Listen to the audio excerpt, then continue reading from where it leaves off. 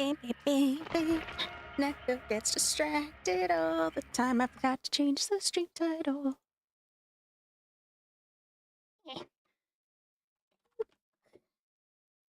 Okay. Fantastic. There we go. Waha. Don't worry about it.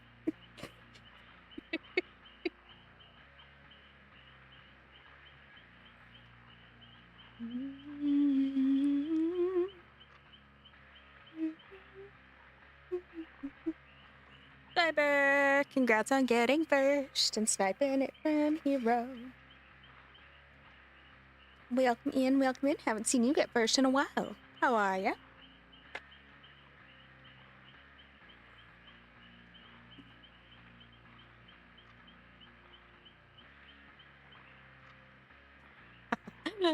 Hi, Quentin.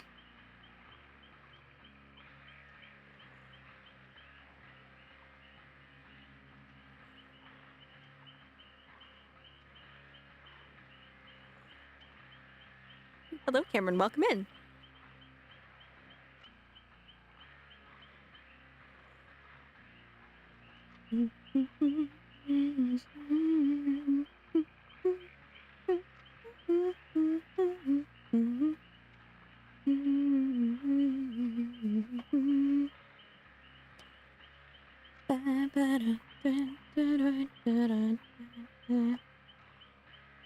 So apparently the killer cues are getting a little better from what I've seen online, so hopefully we won't be waiting too long between matches. But we do have a new book to start. It is book 2 of the series we finished, series of the book we finished yesterday. In that series. What words? You know what I mean. I'm doing alright, Cameron. Doing alright. Drinking beer around the campfire. Very nice. That sounds fun. Not the beer part, but you know, the drinking and around a campfire. I'm doing okay, other than, you know, usual health nonsense that is my continuing life as I wait until July 1st for my follow-up appointment to see what the heck's going on. So we wait. And thank you for the follow, Cameron. I appreciate it.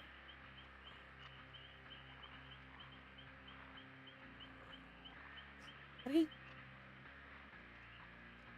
But yeah, the book 2 that we're going to be reading is called Graceling. So we got hints a little bit of what Gracelings were / are in the previous book.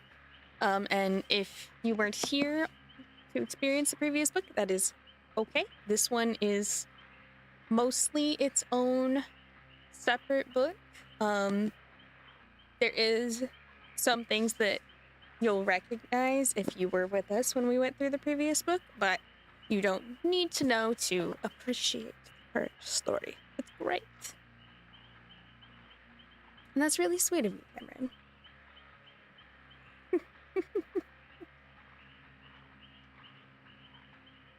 I need to finish reading and recording the Odyssey on YouTube, and then maybe I'll reread Fire and have that.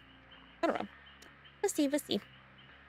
If people want to have a particular book recorded, like, on YouTube for a re-listen, I can do something like that. But, right now, just kind of getting through as we go.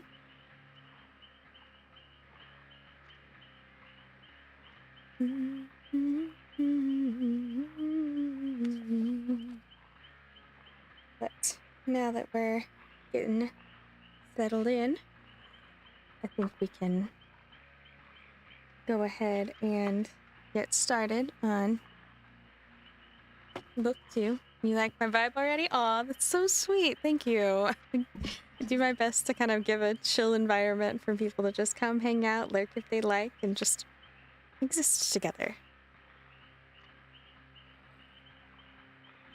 Oh yeah. Book 2, we're now in a different land. It's referred to as the 7 Kingdoms. You'll get to know them as we go.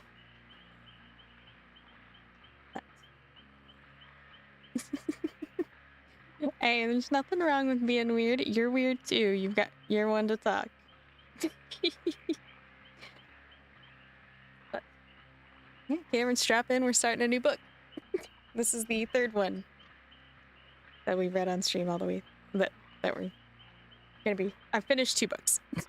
Don't mind me. My brain and mouth don't always work together, right? All right. Part 1: The Lady Killer.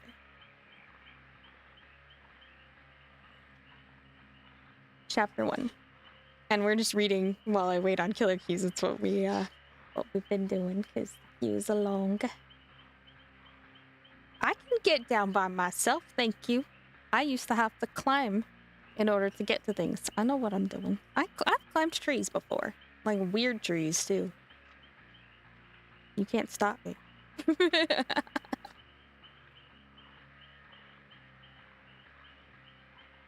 Okay. Anyway, Chapter 1. In these dungeons, the darkness was complete, but Katza had a map in her mind, one that had so far proven correct, as Ol's maps tend to do. Katza ran her hand along the cold walls and counted doors and passageways as she went, turning when it was time to turn, stopping finally before an opening that should contain a stairway leading down. She crouched and felt forward with her hands. There was a stone step, damp and slippery with moss, and another one below it. This was Ol's staircase, then. She only hoped that when he and Gideon followed her with their torches, they would see the moss slime, tread carefully, and not waken the dead by clattering headlong down the steps. Katza slunk down the stairway, 1 left turn and 2 right turns. She began to hear voices as she entered a corridor where the darkness flickered orange with the light of a torch set in the wall. Across from the torch was another corridor where, according to all, anywhere from 2 to 10 guards should be standing watch before a certain cell at the passageway's end. These guards were Katza's mission. It was for them that she had been sent first. Katza crept toward the light and the sound of laughter. She could stop and listen to get a better sense of how many she would face, but there was no time. She pulled her hood down low and swung around the corner. She almost tripped over her first 4 victims, who were sitting on the floor across from each other, their backs against the wall, legs splayed, the air stinking with whatever strong drink they'd been brought down here to pass the time of their watch. Katza kicked and struck at temples and necks, and the 4 men lay slumped together on the floor before amazement had even registered in their eyes. There was only 1 more guard, sitting before the cell bars at the end of the corridor. He scrambled to his feet and slid his sword from its sheath. Katza walked toward him, certain that the torch at her back hid her face, and particularly her eyes, from his sight. She measured his size, the way he moved, the steadiness of the arm that held his sword toward her. "Stop there. It's clear enough what you are." His voice was even. He was brave, this one. He cut the air with his sword, in warning. "You don't frighten me." He lunged toward her. She ducked under his blade and whirled her foot out, clipping his temple. He dropped to the ground.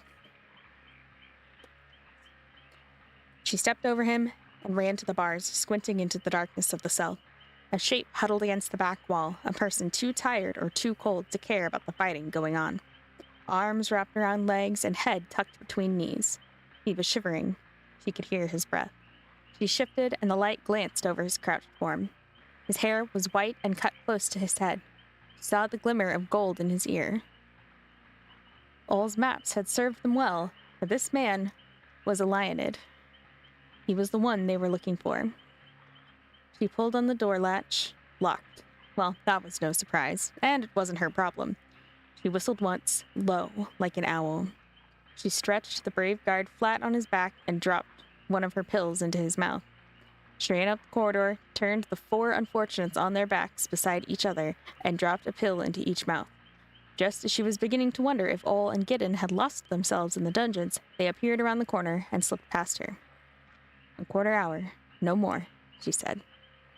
"Quarter hour, my lady." Ol's voice was a rumble. "Go safely." Their torchlight splashed the walls as they approached the cell. The Lionid man moaned and drew his arm in closer. Katza caught a glimpse of his torn, stained clothing. She heard Gideon's ring of lockpicks clink against itself.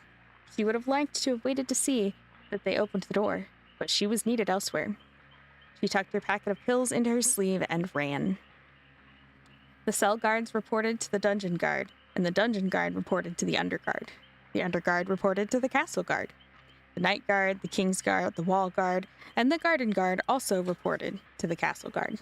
As soon as one guard noticed another's absence, the alarm would be raised, and if Katza and her men weren't far enough away, all would be lost. They would be pursued. It would come to bloodshed. They would see her eyes, and she would be recognized. So she had to get them all, every guard. All had guessed that there would be 20. Prince Raffin had made her 30 pills, just in case. Most of the guards gave her no trouble. If she could sneak up on them, or if they were crowded in small groups, they never knew what hit them. The castle guard was a bit more complicated because 5 guards defended his office. She swirled through the lot of them, kicking and kneeing and hitting, and the castle guard jumped up from his guardhouse desk, burst through the door, and ran into the fray. I know a Graceling when I see one. He jabbed with his sword and she rolled out of the way. Let me see the colors of your eyes, boy. I'll cut them out. Don't think I won't. It gave her some pleasure to knock him on the head with the hilt of her knife. She grabbed his hair, dragged him onto his back, and dropped a pill onto his tongue. They would all say when they woke to their headaches and their shame that the culprit had been a Graceling boy, graced with fighting, acting alone.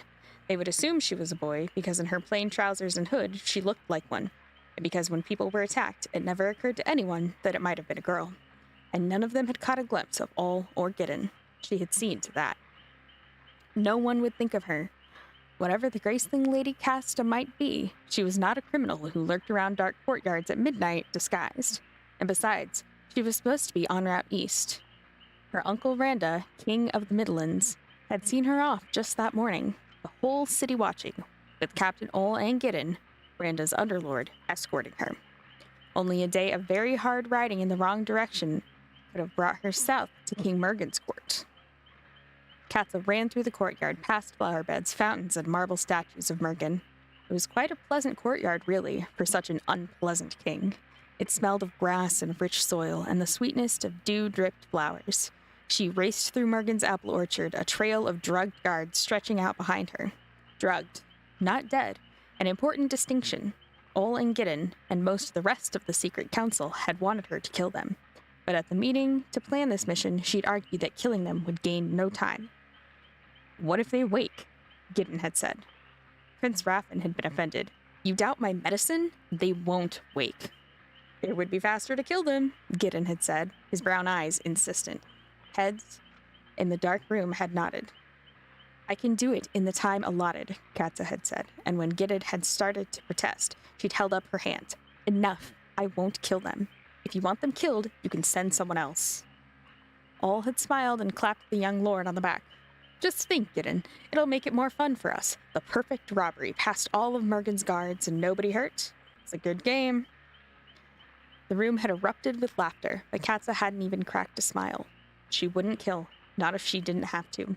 A killing couldn't be undone, and she'd killed enough. Mostly for her uncle. King Randa thought her useful. When border ruffians were stirring up trouble, why send an army if you could send a single representative? It was much more economical.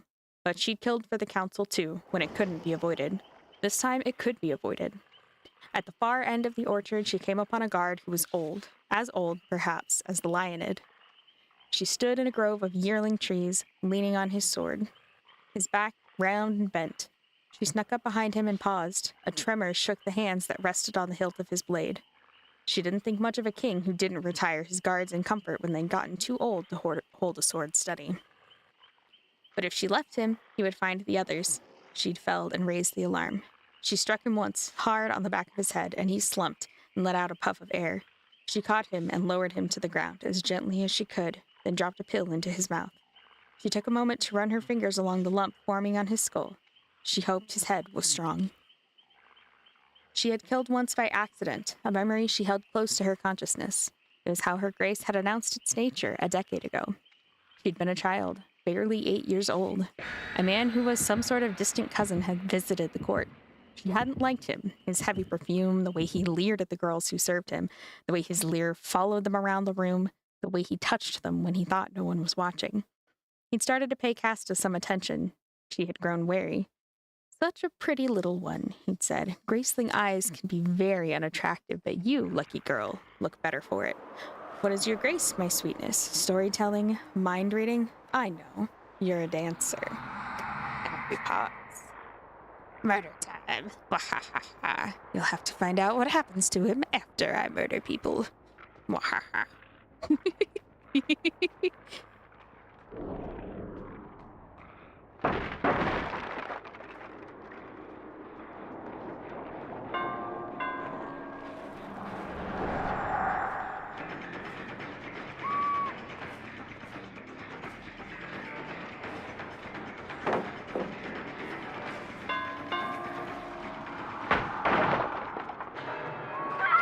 Yeah. Beautiful, beautiful. Love that.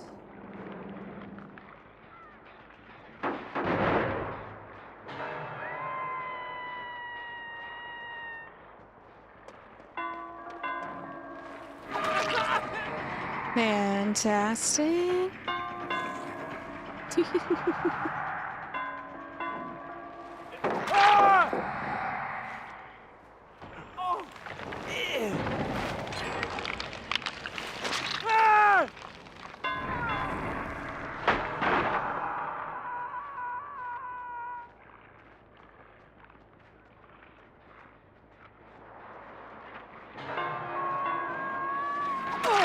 Yeah. How's that sprint working out for ya?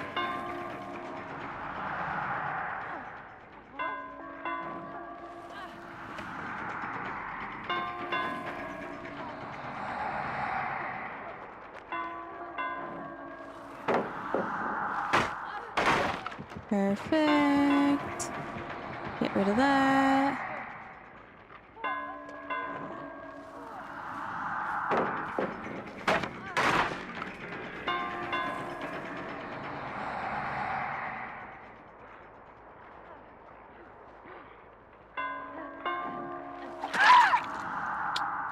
Don't camp pellets, buddy. It doesn't work out for ya.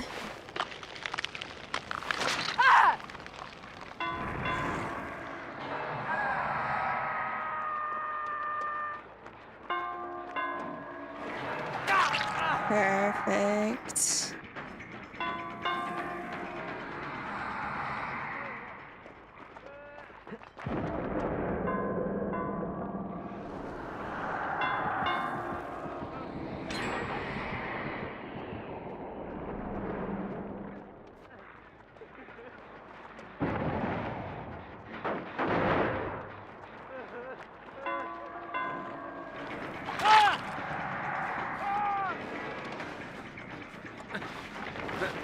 Perfect. Fantastic. This is going swimmingly.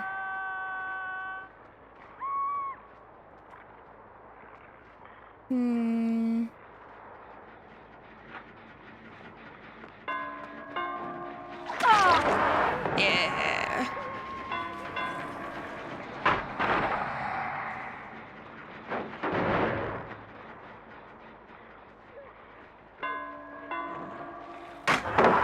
Yeah.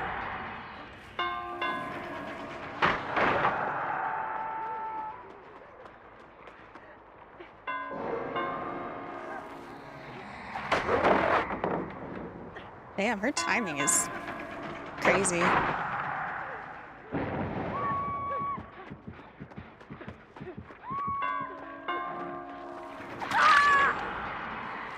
Beautiful.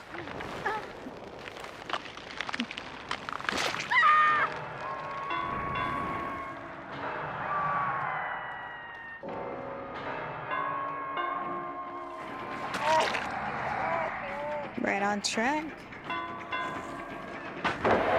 Oh, okay. This ghost face is really good.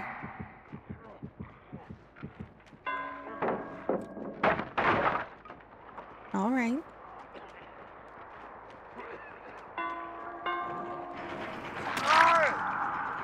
Anyway.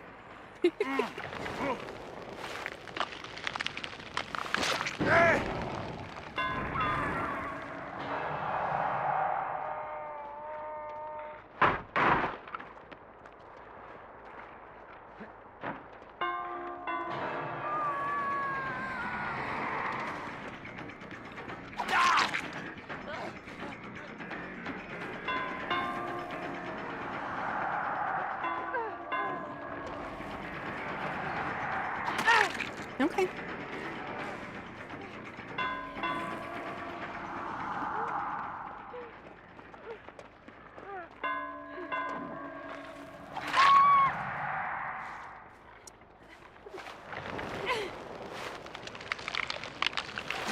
Bye.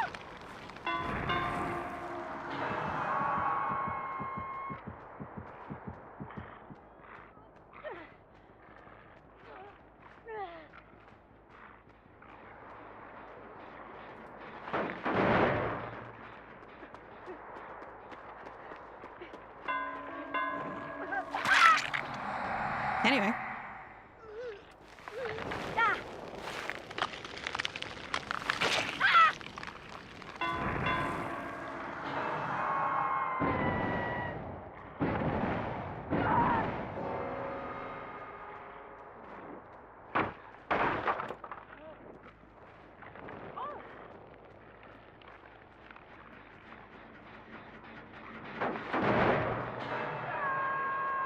Double stealth killer is kind of disgusting in 2v8.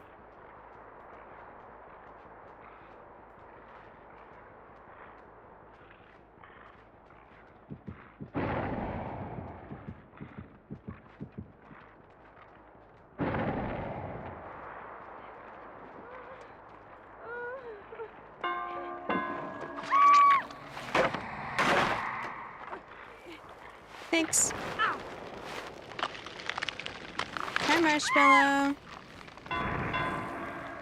I wanted to do killer tonight because I'm reading a book to chat. So the long queue times are actually what I'm looking for in this case.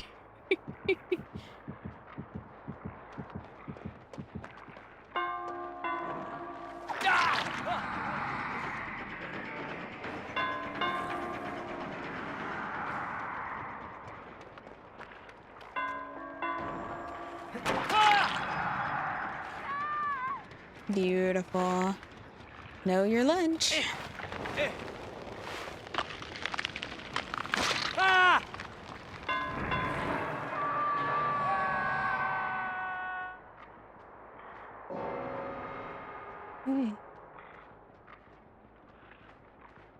Down to the last ones.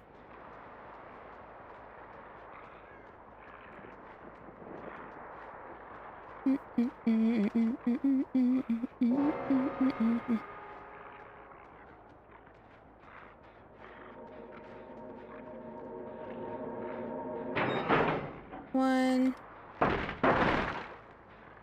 Give him some speed.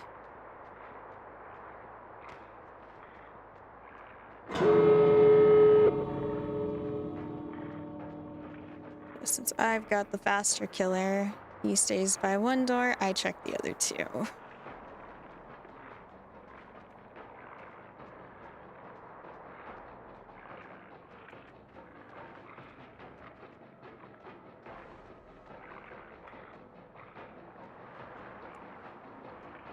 I can...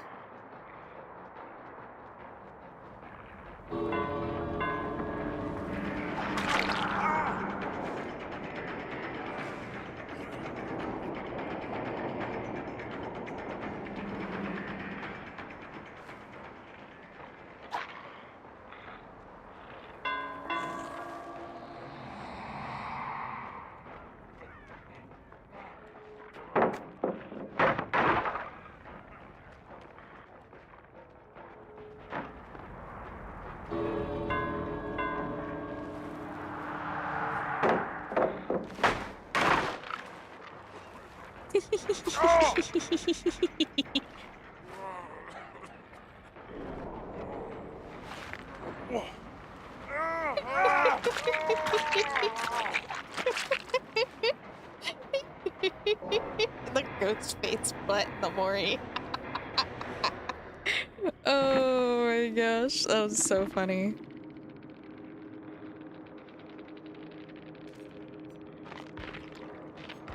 That was good.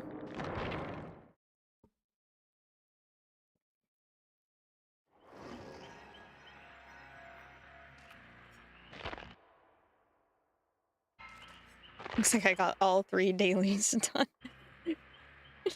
in one match. Alright. I mean, If it works, it works. Alright. There we go. Found my bookmark so I can stop using my phone as a bookmark. Okay. So, sexual harassment from random cousin continued. Katza hadn't known what her grace was. Some graces took longer than others to surface. But even if she had known, she wouldn't have cared to discuss it with this cousin. She'd scowled at the man and turned away, but then his hand had slid toward her leg, and her hand had flown out and smashed him in the face. So hard, so fast, that she'd pushed the bones of his nose into his brain. Ladies in the court had screamed, one had fainted. When they'd lifted him from the pool of blood on the floor, and he turned out to be dead, the court had grown silent, backed away. Frightened eyes, not just those of the ladies now, but those of the soldiers, the sordid underlords, all directed at her. It was fine to eat the meals of the king's chef, who was graced with cooking, or send the horses to the king's graced horse doctor, but a girl graced with killing? This one was not safe. Another king would have banished her, or killed her, even if she was his sister's child. But Randa was clever. He could see that in time his niece might serve a practical purpose. He sent her to her chambers and kept her there for weeks as punishment, but that was all. When she emerged, they all ran to get out of her path. They'd never liked her before, for no one liked the graced, but at least they'd tolerate her presence. Now, there was no pretense of friendliness. "Watch for the blue-eyed, green-eyed one," they would whisper to guests. She killed her cousin with one strike because he complimented her eyes. Even Randa kept out of her way. A murderous dog might be useful to a king, but he didn't want it sleeping at his feet. Prince Rathan was the only one who sought her company. "You won't do it again, will you? I don't think my father will let you kill anyone you want." "I never meant to kill him," she said. "What happened?" Casta sent her mind back. "I felt like I was in danger, so I hit him." Prince Rathan shook his head. "You need to control a grace," he said, "especially a killing grace. You must, or my father will stop us seeing each other." This was a frightening notion. "I don't know how to control it." Rathan considered this. "You could ask Ol. The king's spies know how to hurt without killing. It's how they get information." Thank you for lyrics, Quentin. Rathan was 11, 3 years Katza's senior, and by her young standards, very wise. She took his advice and went to Ol, King Randa's graying captain and his spy master. Ol wasn't foolish. He knew to fear the quiet girl with one eye blue and one eye green. But he also had some imagination. He wondered, as it had occurred to no one else to wonder, whether Katza hadn't been just as shocked by her cousin's death as everyone else. And the more he thought about it, the more curious he became about her potential. He started their training by setting rules. She would not practice on him, and she would not practice on any of the king's men. She would practice on dummies that she made out of sacks sewn together and filled with grain.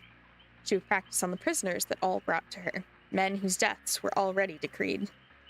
She practiced every day. She learned her own speed and her own explosive force. She learned the angle, position, and intensity of a killing blow versus a maiming one. She learned how to disarm a man and how to break his leg, and how to twist his arm so severely that he would stop struggling and beg for release. She learned to fight with a sword and with knives and daggers. She was so fast and focused, so creative, she could find a way to beat a man senseless with both arms tied to her sides. Such was her grace. In time, her control improved, and she began to practice with Randa's soldiers, 8 or 10 at a time, and in full suits of armor. Her practices were a spectacle, grown men grunting and clattering around clumsily, an unarmed child whirling and diving among them, knocking them down with a knee or a hand that they didn't see coming until they were already on the floor. Sometimes members of the court would come by to watch their practices. But if she caught their gaze, their eyes would drop and they would hurry on.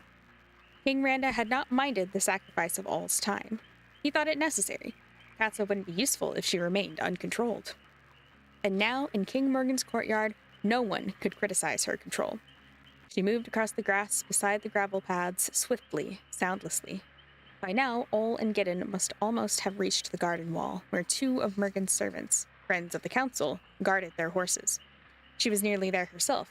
She saw the dark line ahead, black against a black sky. Her thoughts rambled, but she wasn't daydreaming. Her senses were sharp. She caught the fall of every leaf in the garden, the rustle of every branch. And so she was astonished when a man stepped out of the darkness and grabbed her from behind. He wrapped his arm around her chest and held a knife to her throat.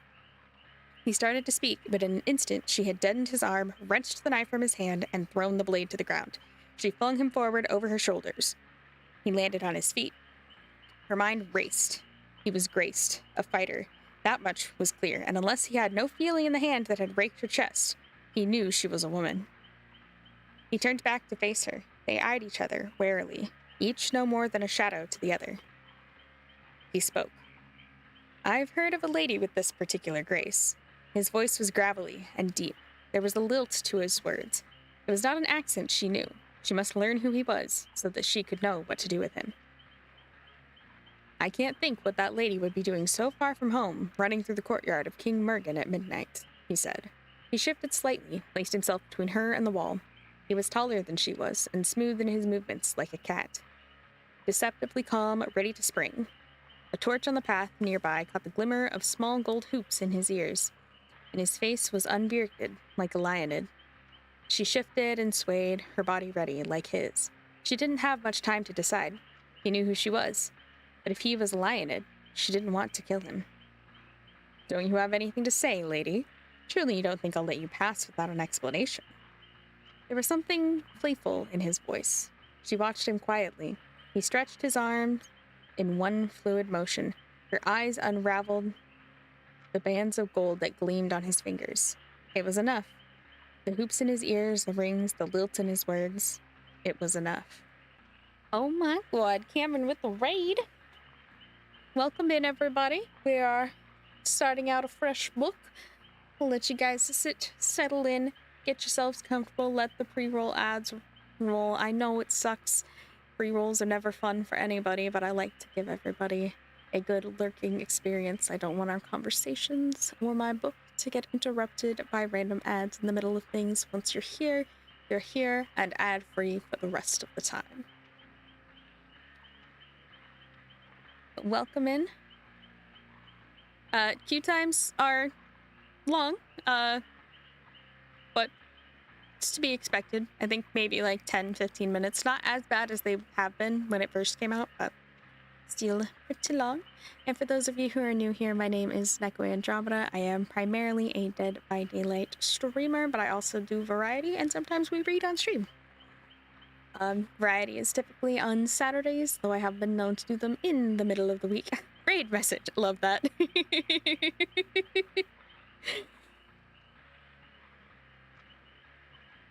But hello, Donut. I actually split between Killer and Survivor. I am neither a main of either. When they did the stats for last year, I actually had 1,400 and a bit games each of Killer and Survivor, so I'm literally a 50-50 player. I enjoy both sides. I'm a Wraith main, as you can see by the P100. I am also a Felix / Vittorio main on the Survivor side. I love my good boys.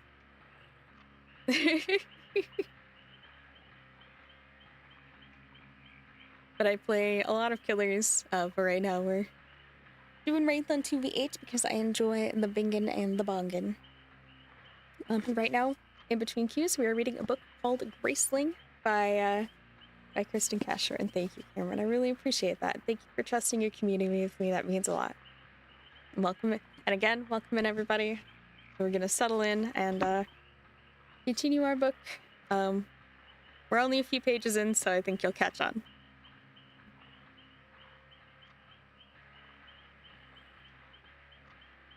Continuing where we left off. The hoops in his ears, the rings, the lilt in his words. It was enough. "You're a lionid," she said. "You have good eyesight," he said. "Not good enough to see the colors of your eyes." He laughed. "I think I know the color of yours." It's okay, Donut, no worries. I appreciate the follow. Common sense told her to kill him. "You're one to speak of being far from home," she said. "What's a lionid doing in the court of King Mergen?" "I'll tell you my reasons if you'll tell me yours." "I'll tell you nothing, and you must let me pass." Must I? If you don't, I'll have to force you. Do you think you can? She faked to her right, and he swung away, easily. She did it again, faster. Again, he escaped her easily. He was very good, but she was Katza. Thank you. I also enjoy the purple. It's very spacey.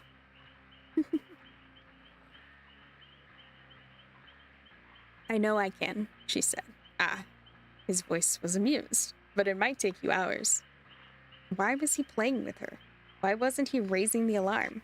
Perhaps he was a criminal himself, a Graceling criminal. And if so, did that make him an ally or an enemy? Wouldn't a Lionid approve of her rescue of the Lionid prisoner? Yes, unless he was a traitor. Or unless this Lionid didn't even know the contents of Merkin's dungeons. Merkin had kept the secret well. The council would tell her to kill him. The council would tell her she put them at risk if she left the man alive who knew her identity. But he was unlike any thug she'd ever encountered. He didn't feel brutish or stupid or threatening. She couldn't kill one Lionid while rescuing another. She was a fool, and she would probably regret it, but she wouldn't do it. I trust you, he said, suddenly. He stepped out of her path and waved her forward. She thought him very strange and impulsive, but she saw he'd relaxed his guard, and she wasn't one to waste an opportunity. In an instant, she swung her boot up and clipped him on the forehead. His eyes opened wide with surprise, and he dropped to the ground. Maybe I didn't have to do that. She stretched him out, his sleeping limbs heavy. But I don't know what to think of you, and I've risked enough already, letting you live. She dug the pills out of her sleeve, dropped one into his mouth. She turned his face to the torchlight. He was younger than she'd thought, not much older than she, 19 or 20 at most. A trickle of blood ran down his forehead, past his ear.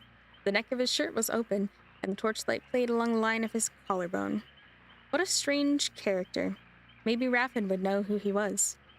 She shook herself. They would be waiting. She ran. They rode hard. They tied the old man to his horse, for he was too weak to hold himself up. They stopped only once, to wrap him in more blankets. Katza was impatient to keep moving. Doesn't he know it's midsummer? He's frozen through, my lady, Hull said. He's shivering, he's ill. It's no use if our rescue kills him. They talked about stopping, building a fire, but there was no time. They had to reach Randa City before daybreak, or they would be discovered. Perhaps I should have killed him, she thought, as they thundered through the dark forests. Perhaps I should have killed him. He knew who I was. But he hadn't seemed threatening or suspicious. He'd been more curious than anything. He'd trusted her. Then again, he hadn't known about the trail of drugged guards she'd left in her wake, and he wouldn't trust her once he woke to that welt on his head. If he told King Mergen of their encounter, and if Mergen told King Randa, things could get very tricky for the Lady Katza. Randa knew nothing of the Lionid prisoner, much less of Katza moonlighting as a rescuer. Katza shook herself in frustration. These thoughts were no help, and it was done now. They needed to get the grandfather to safety and warmth, and Raffin. She crouched lower in her saddle and urged her horse north.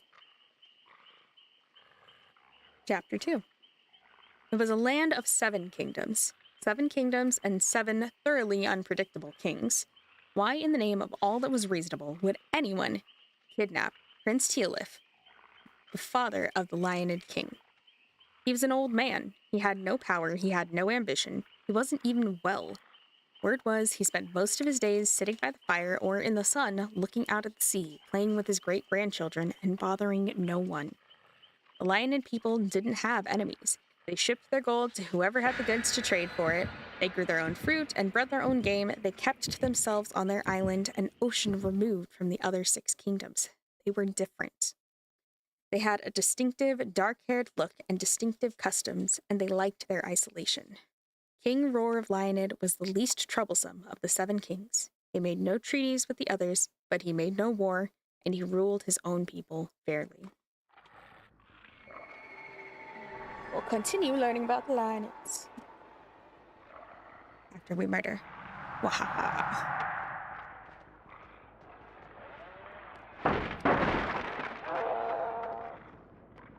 Little bit of bonus speed for our Billy boy.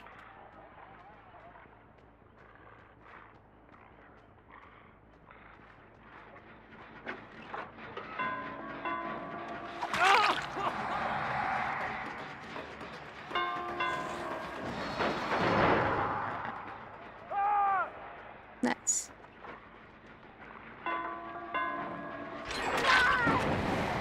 Damn, I was hoping to get a grab.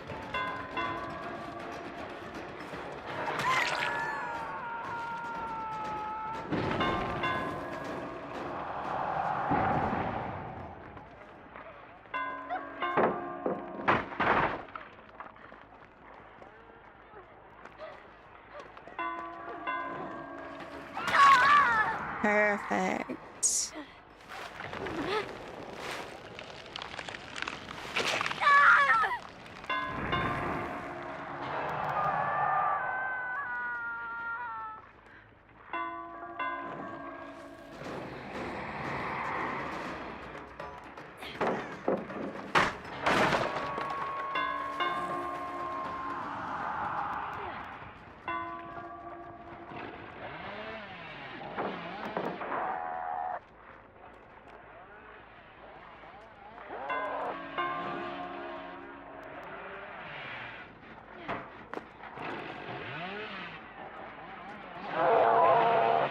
Beautiful. Godly teamwork.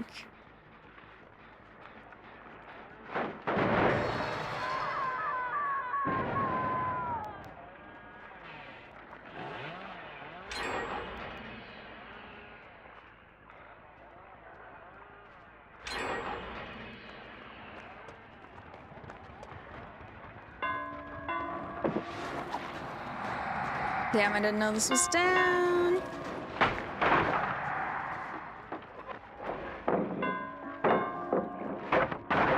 Okay.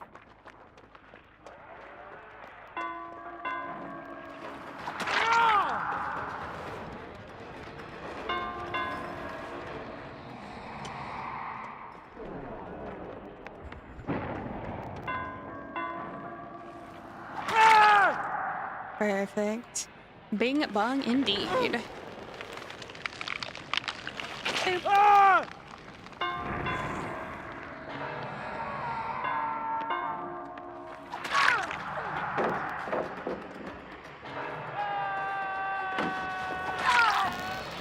Very fast.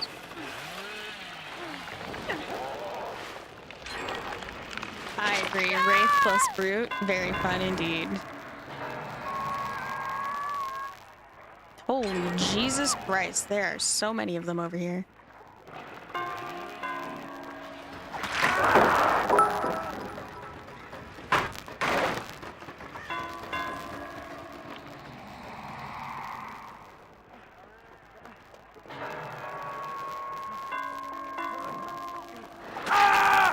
Perfect.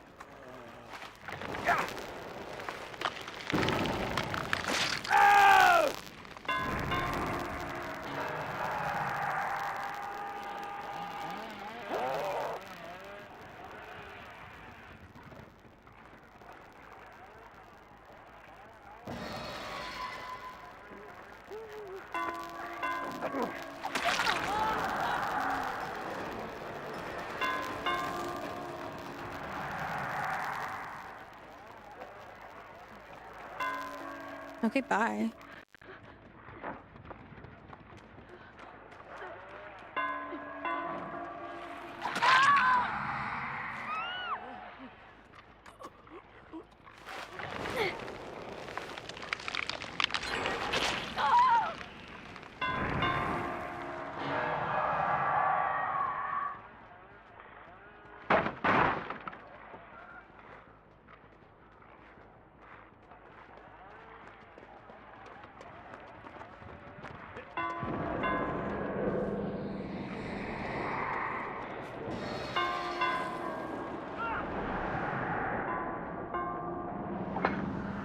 Really, game?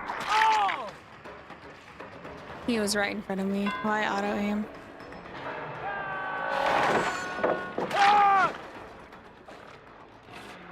Beautiful.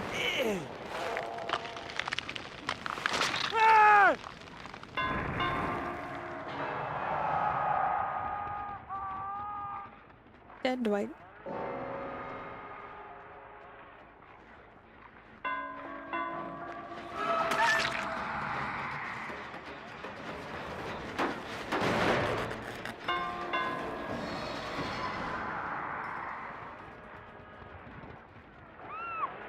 Perfect.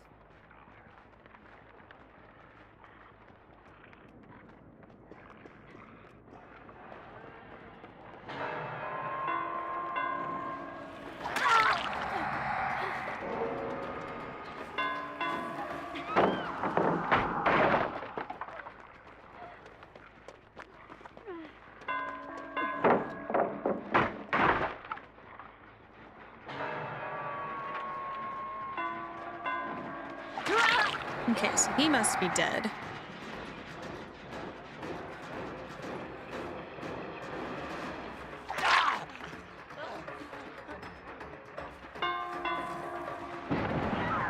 Gotta get this kicked.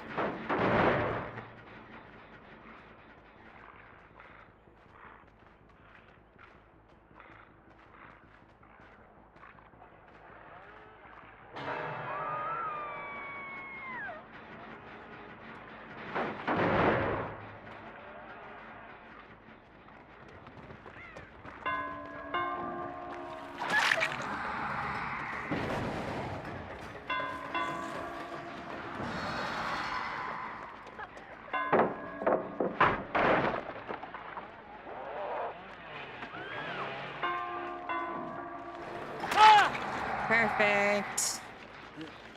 Oh, that was such a lucky fight.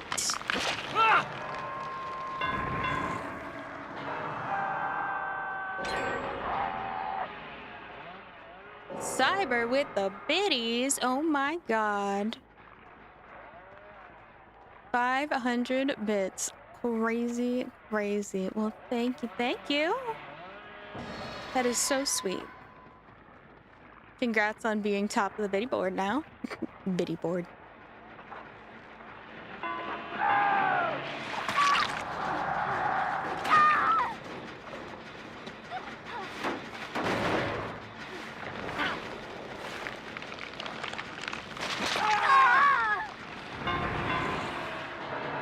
Yeah, that is a pretty good outfit, the fire wings. I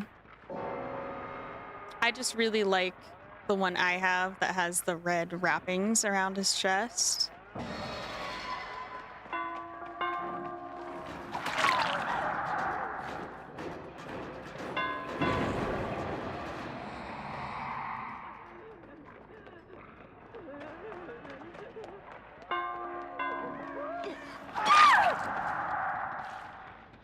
Perfect.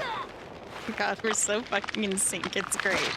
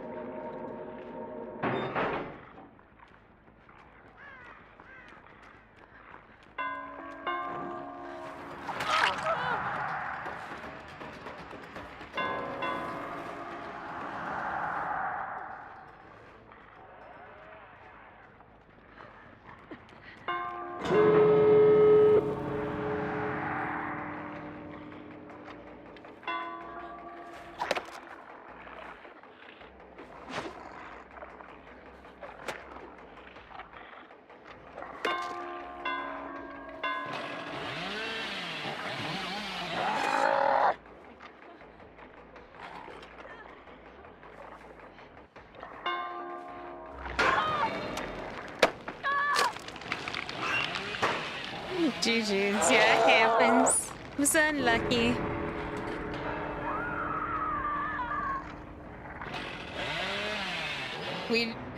We were just in sync the whole time. It was kind of crazy because we're not queued together, so we were just kind of on point.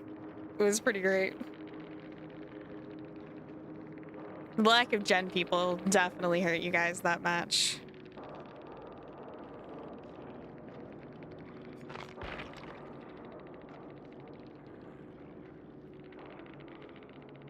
What? He's calling me dumb, but I won. I don't understand. Yeah, you guys did great. It was super close. Hi, Ice. Good luck in your next one. Hopefully you have a less synced up team, maybe. Or at the very least, not an insta-downer. Although, I think at this point, anybody's happy to not face Legion Oni. So, you know I am.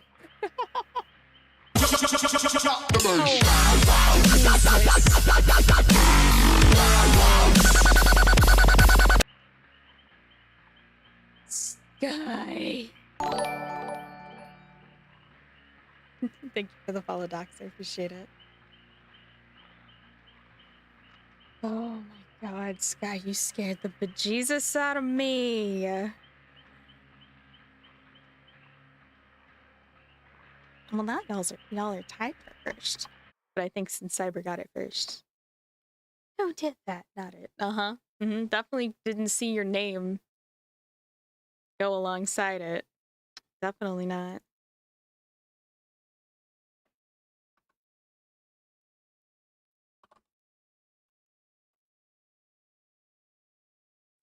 And it definitely does not happen.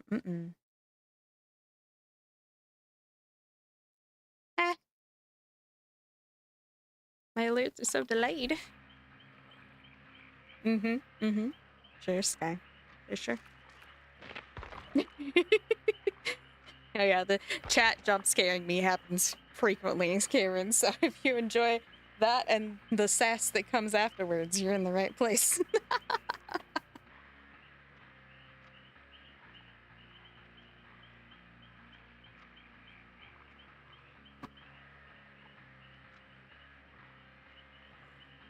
Oh my goodness. Well, how are you, Sky? You've been fantastic.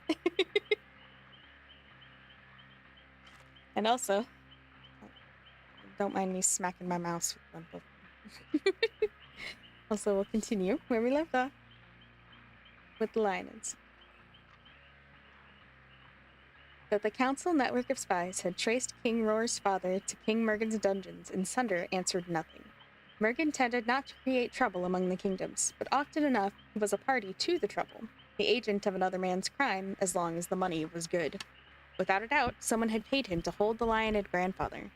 The question was, who?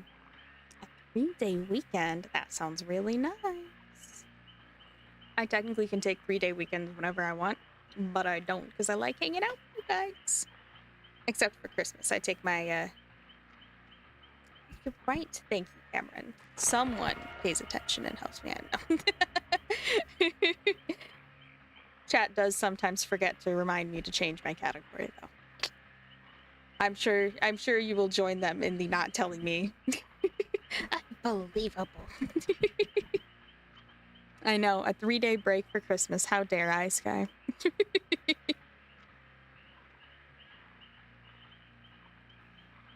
Katz's uncle, Randa, king of the Midlands, was not involved in this particular trouble. The council would be certain of this, for Ol was Randa's spymaster and his confidant. Thanks to Ol, the council knew everything there was to know about Randa. In truth, Randa usually took care not to involve himself with the other kingdoms. His kingdom sat between Estil and Wester on one axis, and between Nander and Sunder on the other. It was a position too tenuous for alliances. The kings of Wester, Nander, and Estil were the source of most of the trouble. They were cast from the same hot-headed mold, all ambitious, all envious, all thoughtless and heartless and inconstant. King Byrne of Wester and King Drowden of Nander might form an alliance and pummel Estil's army on the northern borders, but Wester and Nander could never work together for so long. Suddenly, one would offend the other, and Wester and Nander would become enemies again, and Estil would join Nander to pound Wester. And the kings were no better to their own people than they were to each other's.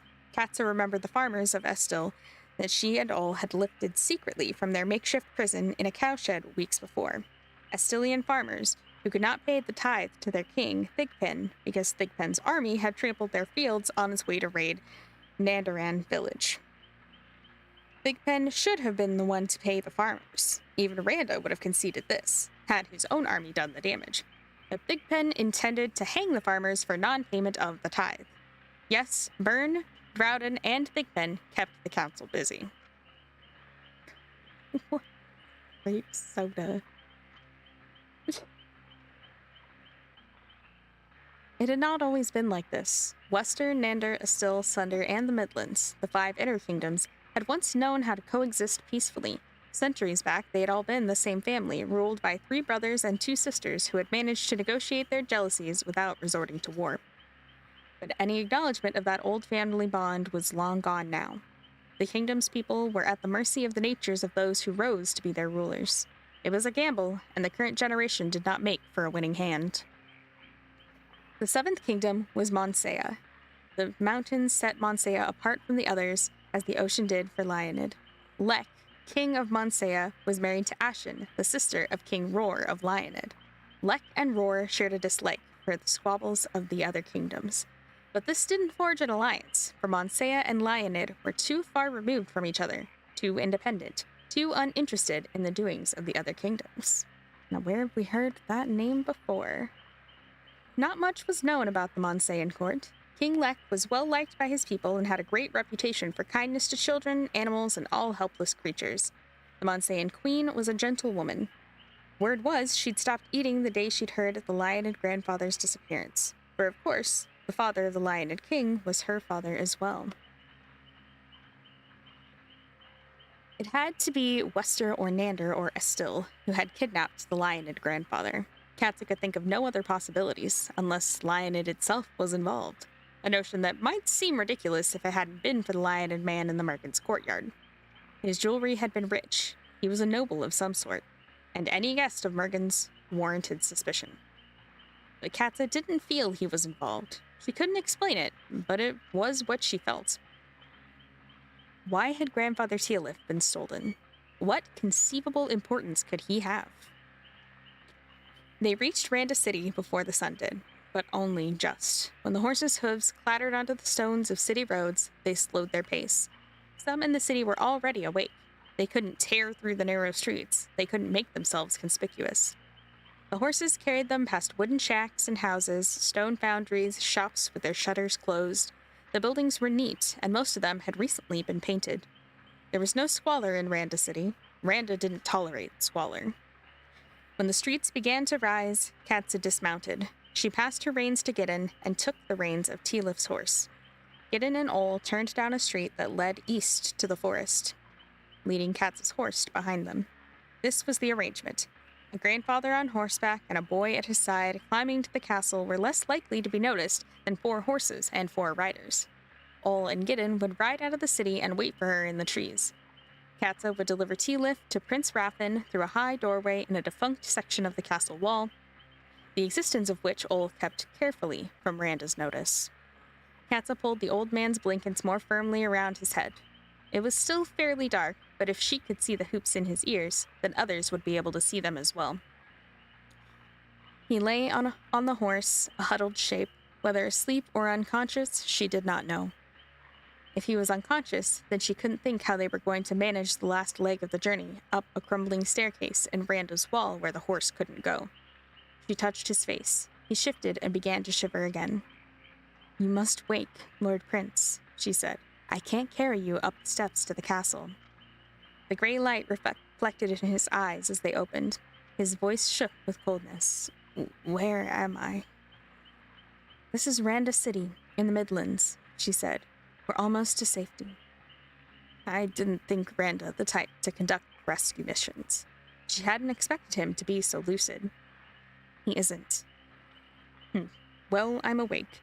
You'll not have to carry me. The Lady Katza, is it?" "Yes, Lord Prince." "I've heard you have one green eye as the Midlands grasses, and the other blue as the sky." "Yes, Lord Prince. I've heard you could kill a man with the nail of your smallest finger." She smiled. "Yes, Lord Prince." I kind of gathered that, Cameron, when you rated in, and I appreciate it. It's always nice to have people come in and get the vibe before raiding in. It's tough out there. You never really know unless you get the chance for yourself to see how people are.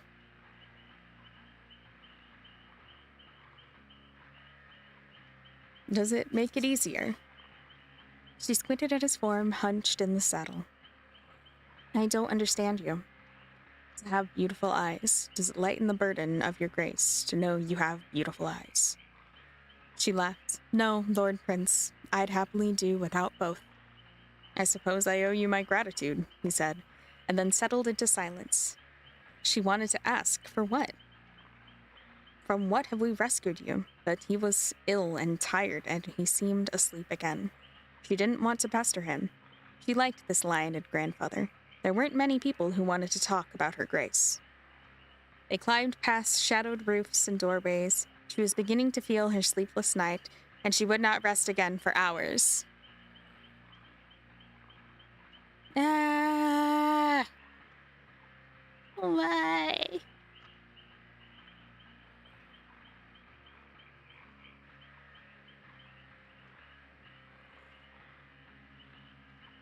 Bleh.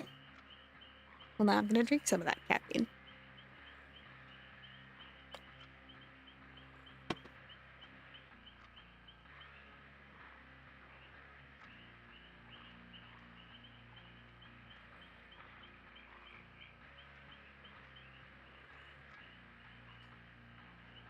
I also have a cat on my lap.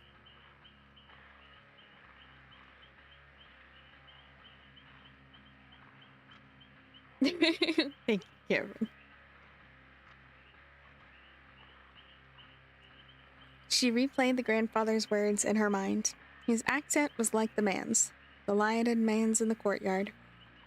In the end, she did carry him, for when the time came, she couldn't wake him up. She passed the horse's reins to a child crouched beside the wall, a girl whose father was a friend of the council. Katza tipped the old man over her shoulder and staggered, one step at a time, up the rubble of the broken stairway. The final stretch was practically vertical. Only the threat of the lightening sky kept her going. She never imagined that a man who looked like he was made of dust could be so heavy. Hi, Jay. Nice to see you. She had no breath to produce the low whistle that was to be her signal to Rappin, but it didn't matter. He heard her approach. The whole city has likely heard your approach, he whispered. Honestly, Cat, I wouldn't have expected you to be capable of such a racket. He bent down and eased her load onto his own thin shoulders. She leaned against the wall and caught her breath. My grace doesn't give me the strength of a giant, she said. You, ungraced, don't understand. You think if we have one grace, we have them all. I've tasted your cakes, and I remember the needlework you used to do. I've no question a good number of graces have passed you over. He laughed down at her in the gray light, and she smiled back. It went as planned. You were doing D&D? Very nice, very nice. I bet it was a fun time. She thought of the lioness in the courtyard. Yes, for the most. Go now, he said, and safely. I'll take care of this one. He turned and crept inside with his living bundle. She raced down the broken steps and slipped onto a pathway leading east. She pulled her hood low and ran toward the pink sky. Chapter 3. Katza ran past houses and work shacks, shops and inns. The city was waking, and the streets smelled of baking bread. She ran past the milkman, half asleep on his cart, his horse sighing before him. She felt light without her burden, and the road sloped downward. She ran quietly and fast into the eastern fields and kept running. A woman carried buckets across a farmyard, the handles hanging from a yoke balanced on her shoulders.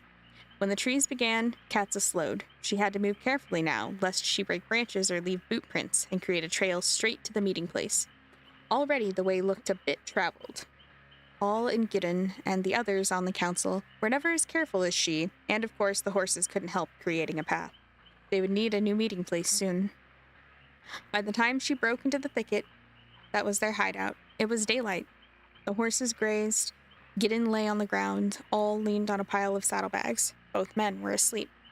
Katza choked down her annoyance and passed to the horses. She greeted the animals and lifted their hooves, one by one, to check for cracks and gravel. They'd done well, the horses, and at least they knew better than to fall asleep in the forest, so close to the city and such a great distance from where Vranda supposed them to be.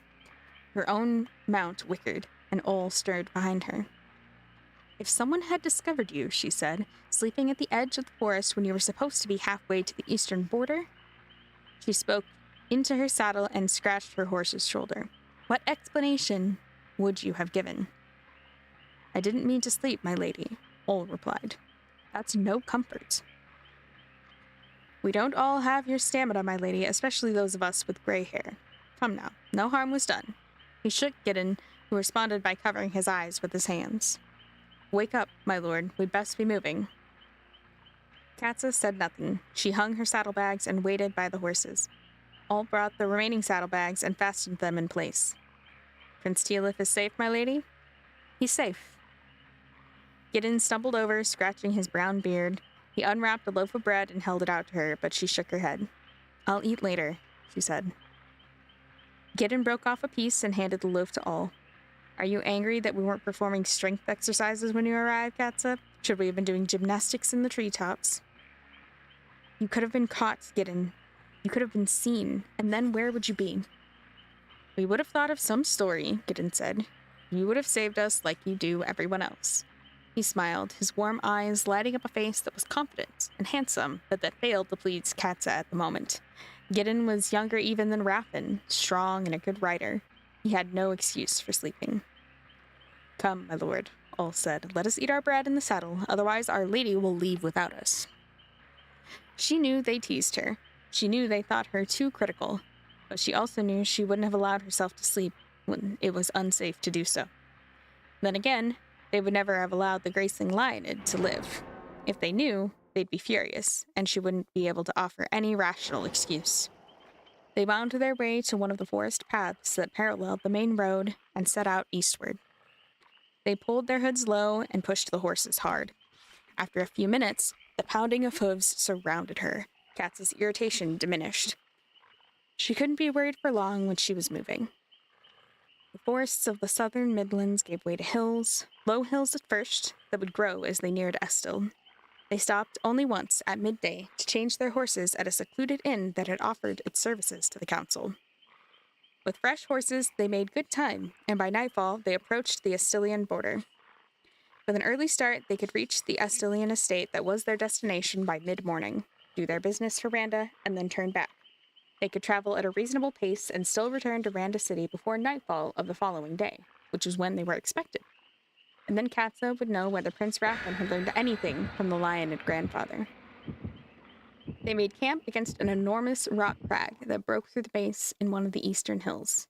There was a chill to the night, but they decided against a fire. Mischief hid in the hills along the Estilian border, and they thought they were safe with two sworded men and Katza, but there was no reason to attract trouble. They ate a supper of bread, cheese, and water from their flasks, and then they climbed into their bedrolls. And that's where we'll pause for the night. Alright. Torment Creek. Let's bring some torment of our own. Ooh, we spawned in the middle. That's less than stellar. Not close enough to... I heard running. Hey, no way. That was so fast.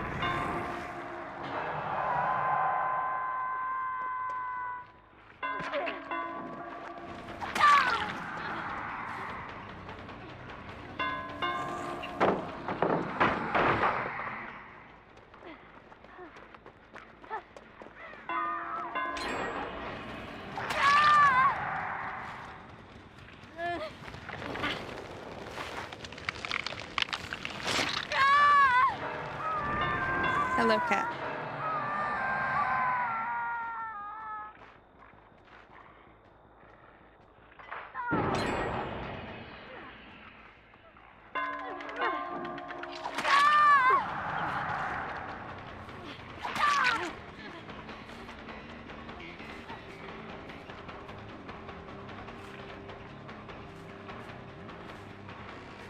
They double pop their abilities.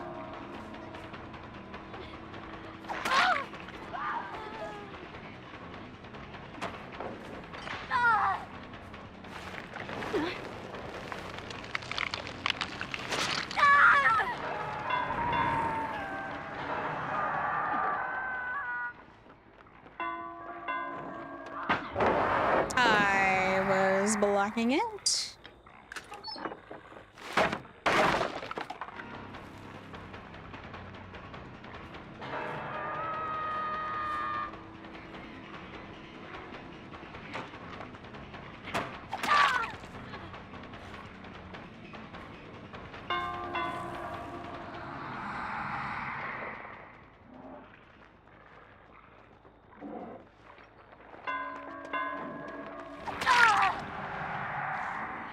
Beautiful. Oh, someone's already dead. Whoops. You're free. Well, congrats on the freedom.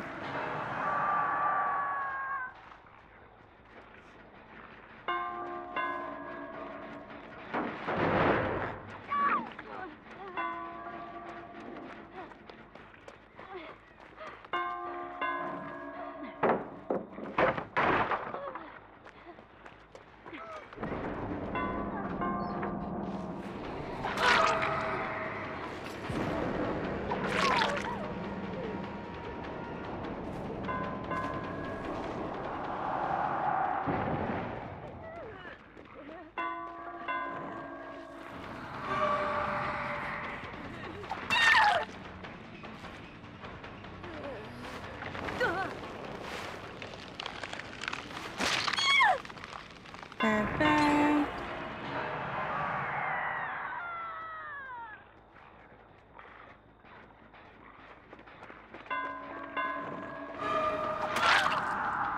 Awesome, awesome.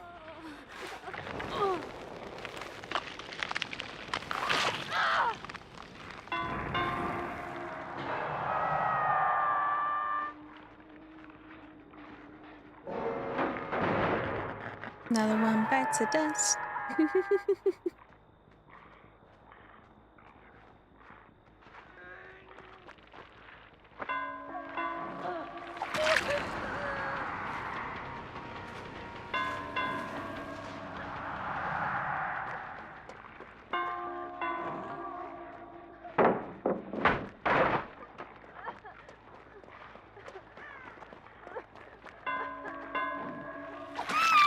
Yeah, she doesn't know the timing.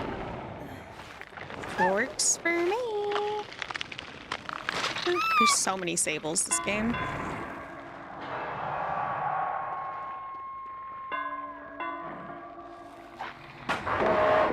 I messed that up. That's fine. A little bit of speed for a trappy boy.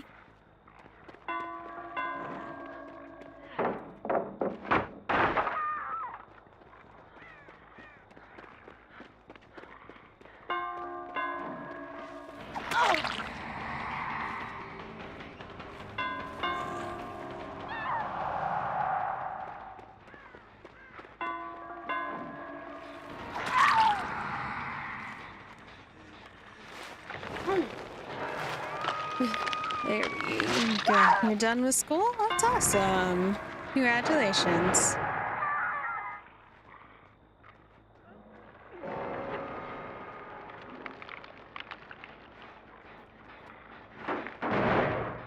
We are knocking this out pretty well.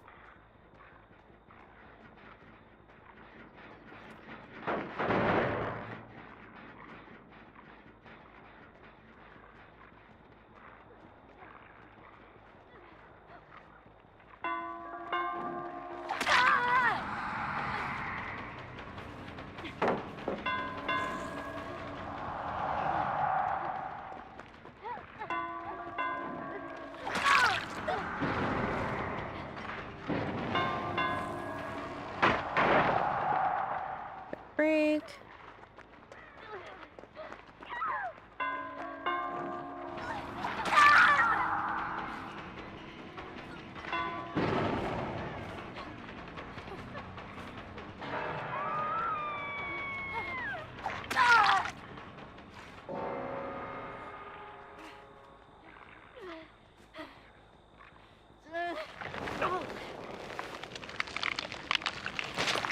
That doesn't work in this game mode. Gotta make a cyberpunk edit. That sounds fun. Bing bong.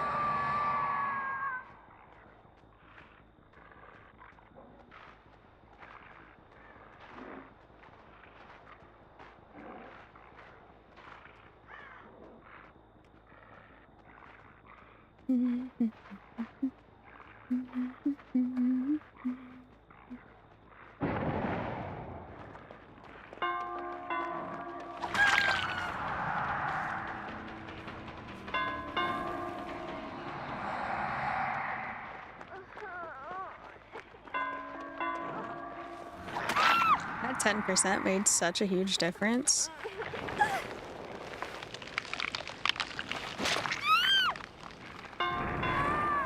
Nice, nice, nice, nice.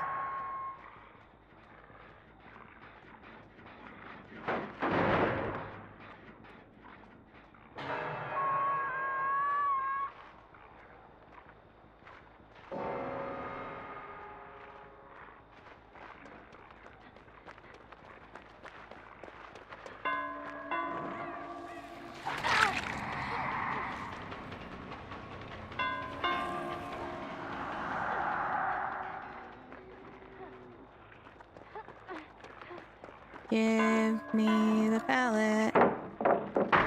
Think.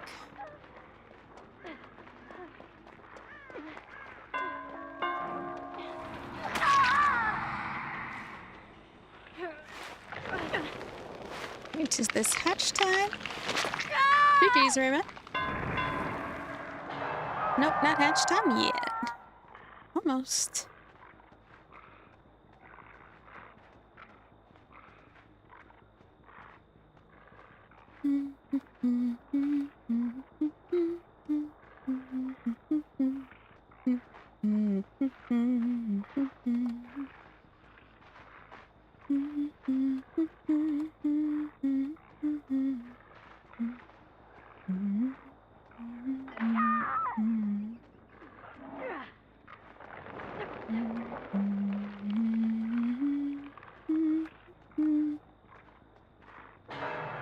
I.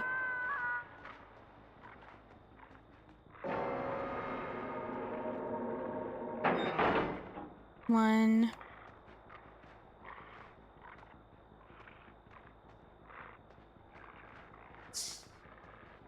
Two closed. And the third closed. Okay. So.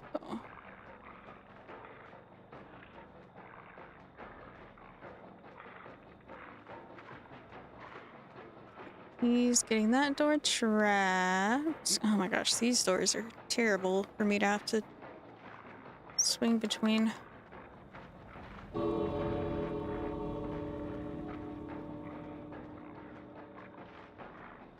Okay, he can spot that one, so I'll come back over here.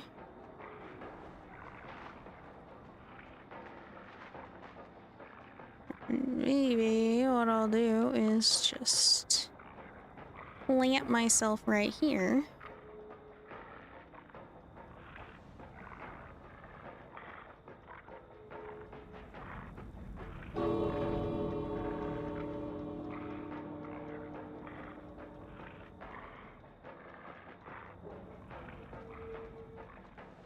In the meantime, and then I will just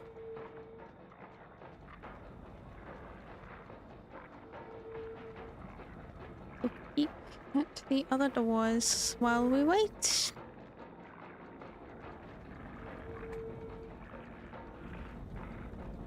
I want to stand on a trap. I don't know which one that was. I didn't see the notification.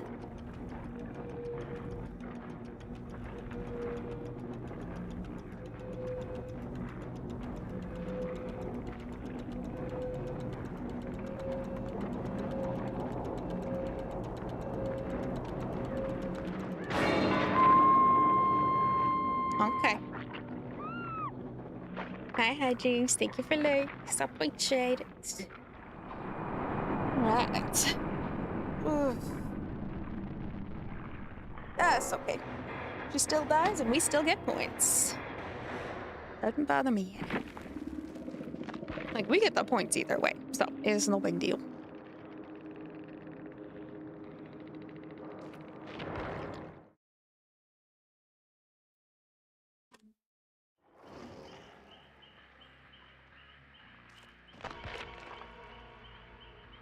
Right.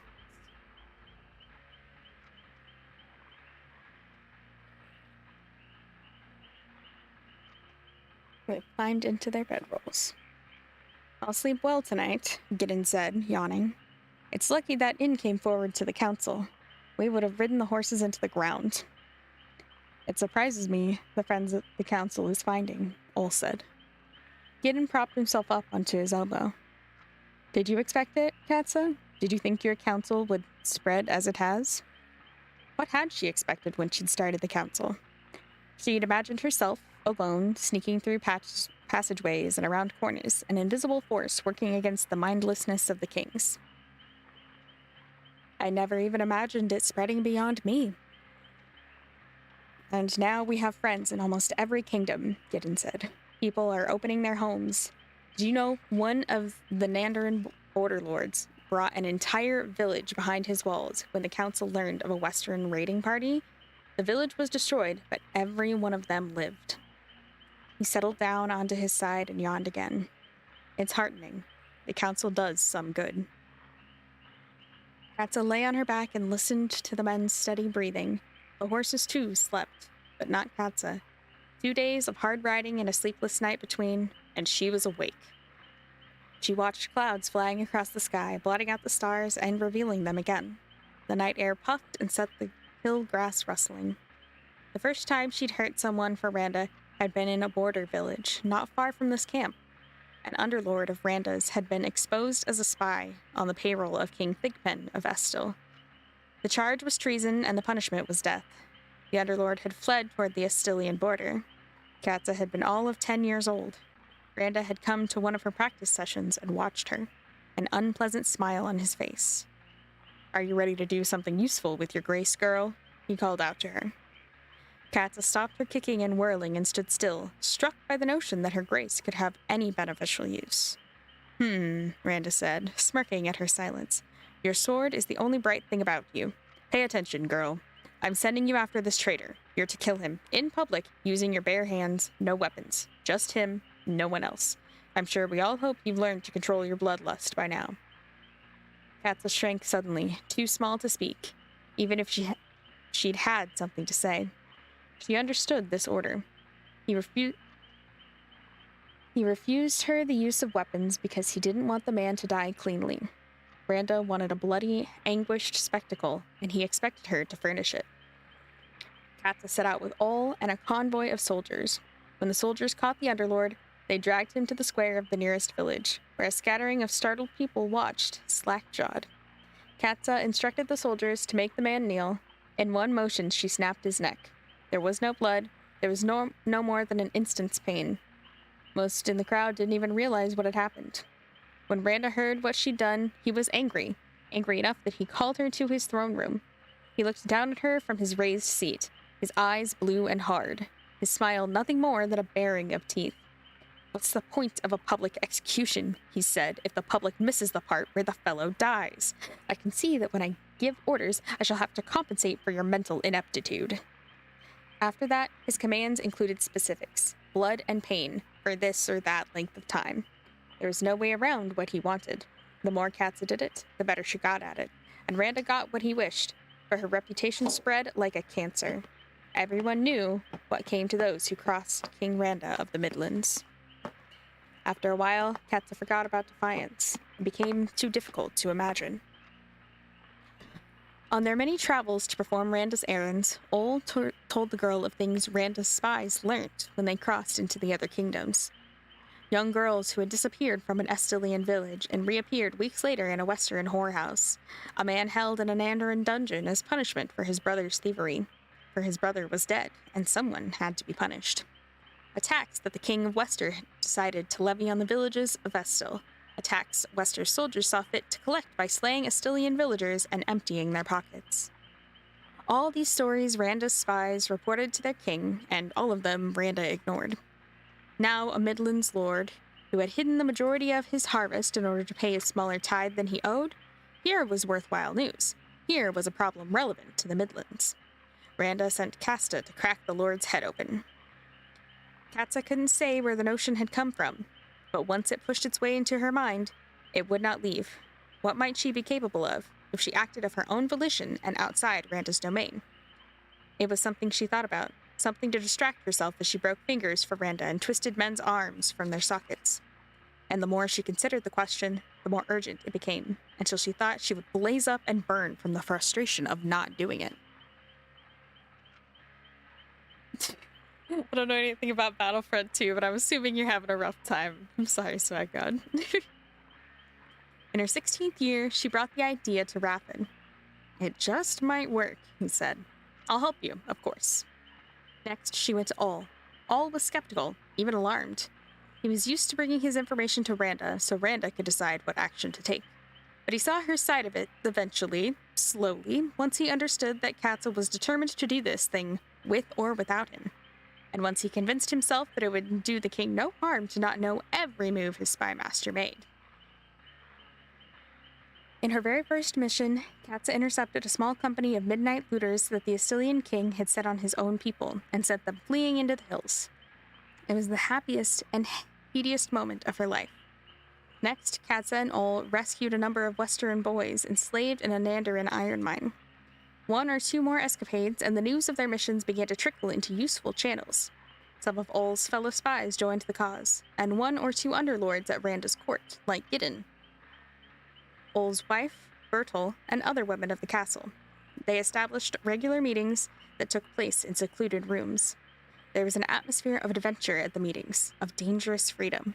It felt like play, too wonderful, Katsa thought sometimes, to be real. Except that it was real. They didn't just talk about subversion, they planned it and carried it out. Inevitably, over time, they attracted allies outside the court. The virtuous among Randa's border lords who were tired of sitting around while neighboring villagers were plundered. Lords from other kingdoms and their spies. And bit by bit, the people, innkeepers, blacksmiths, farmers, everyone was tired of the fool kings. Everyone was willing to take some small risk to lessen the damage of their ambition and disorder and lawlessness. Tonight, in her camp on the Astilian border, Katsa blinked at the sky, wide awake, and thought about how large the council had become, how fast it had spread, like one of the vines in Randa's forest. It was out of her control now. Missions were carried out in the name of the council in places she'd never been, without her supervision, and all of it had become dangerous. One careless word spoken by the child of some innkeeper, one unlucky encounter across the world between two people she'd never met, and everything would come crashing down. Her missions would end. Randa would see to it. And then, once again, she would be no more than the king's strong arm. She shouldn't have trusted the strange lionid. Katsa crossed her arms over her chest and stared at the stars. She would like to take her horse and race around the hills in circles. That would calm her mind, tire her out. But it would tire her horse as well, and she wouldn't leave All and Gideon alone. And besides, one didn't do such things. It wasn't normal. She snorted, and then listened to make sure no one else woke. Normal. She wasn't normal. A girl graced with killing. A royal thug? A girl who didn't want the husbands Randa pushed on her. Perfectly handsome and thoughtful men. A girl who panicked at the thought of a baby at her breast, or clinging to her ankles. She wasn't natural.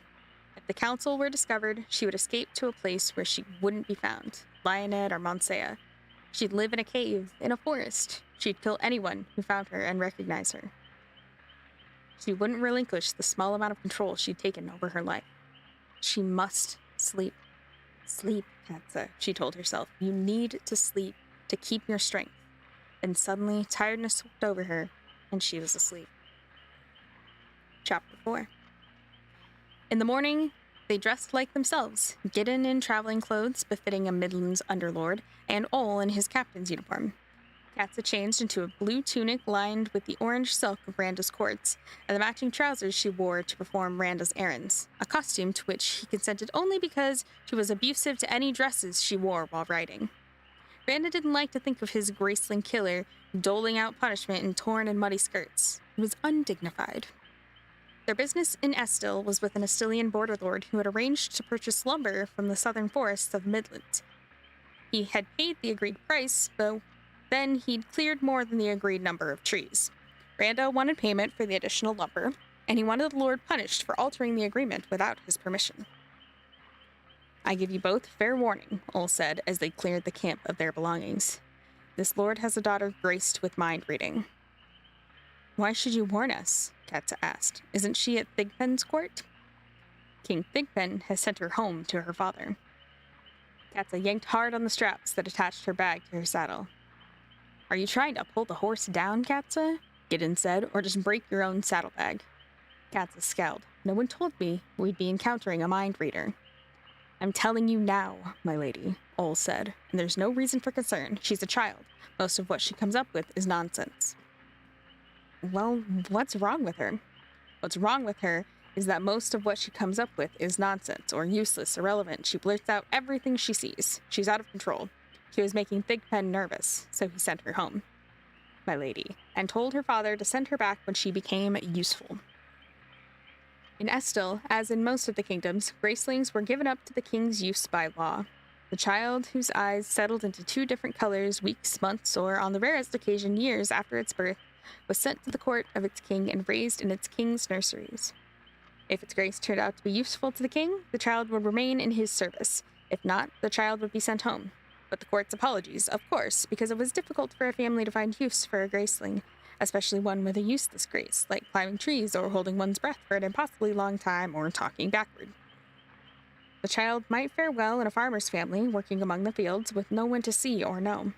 But if a king sent a Graceling home to the family of an innkeeper or a storekeeper in town with more than one inn or store to choose from, business was bound to suffer. It made no difference what the child's grace was. People avoided a place if they could, if they were likely to encounter a person with eyes that were two different colors.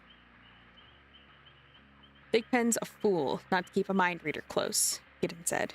Just because she's not useful yet. They're too dangerous. What if she falls under someone else's influence? Yes, Lexi. What is your question?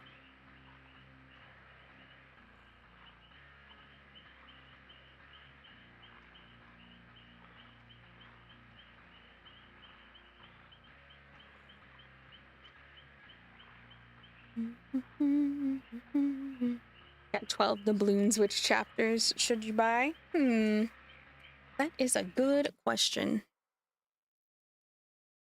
Which chapters do you have?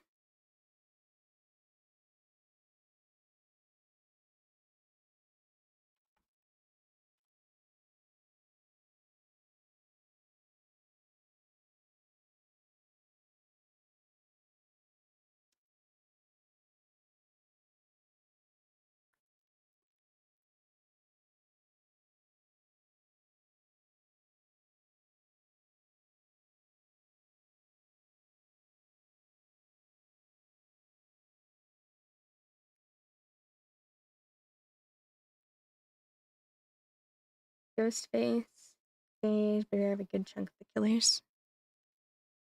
Let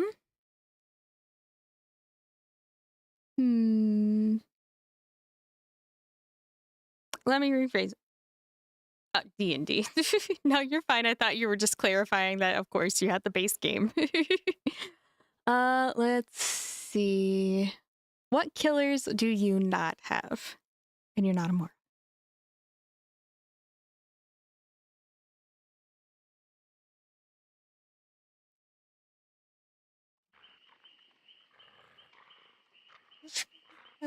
Oh my gosh.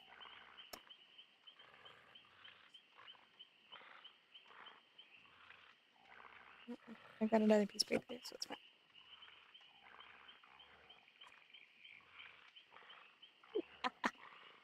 No worries. You'll figure out what chapters you should get.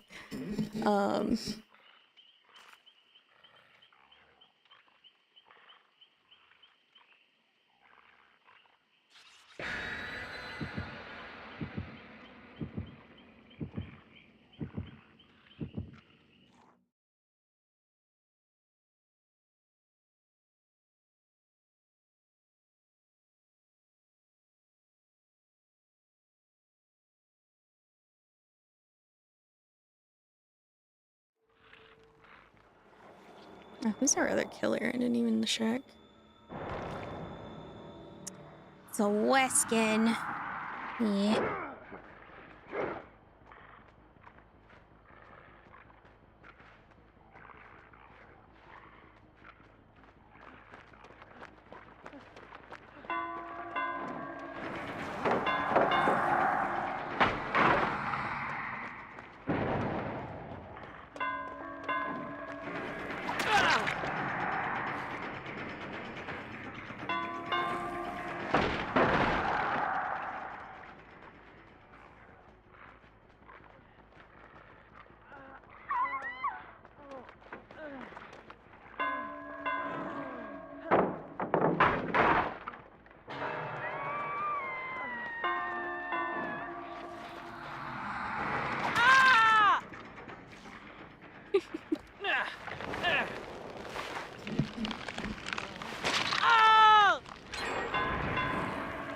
Well, you could always go for the Maddening Darkness pack if you don't have all 4 of those killers.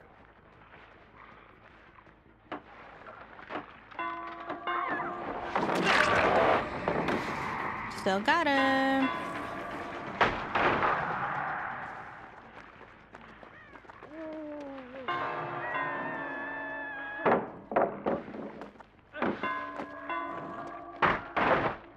Anyway.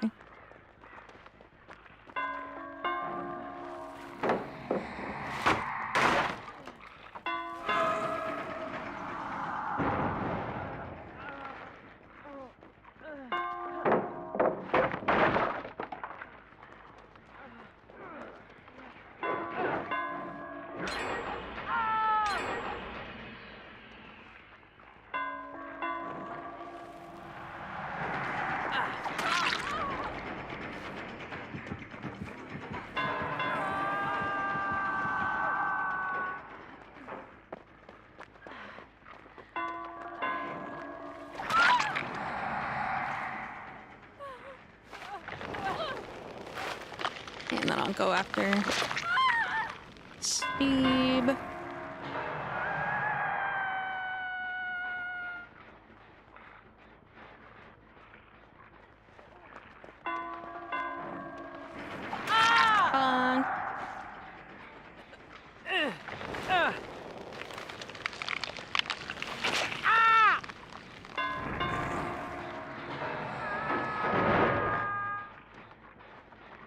The only reason I was suggesting the Maddening Darkness pack is because it's $10 to get 4 killers and 4 survivors.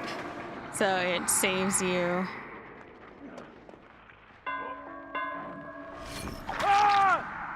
A little bit.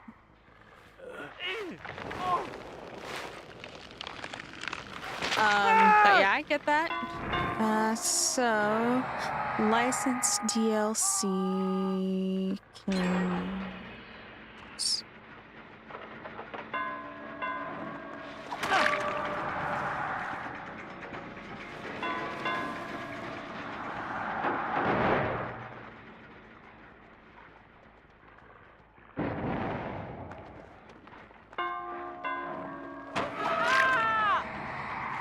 Your indecision cost you, and now you're down. Yeah, just tell me what licensed killers you don't have, and we'll go from there.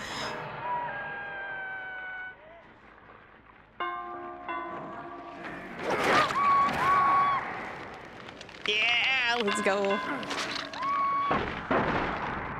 That was so good.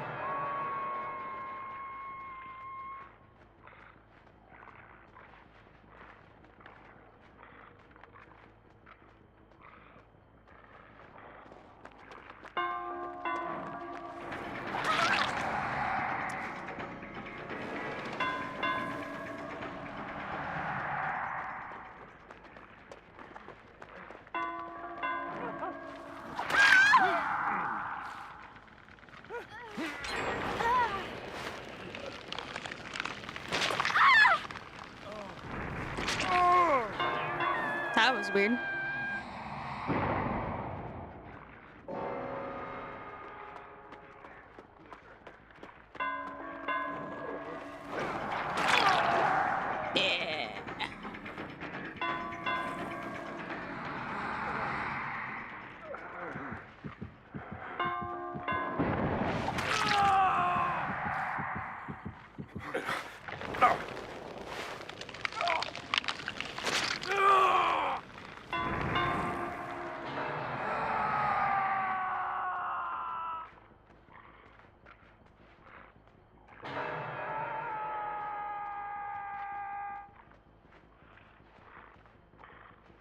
wow.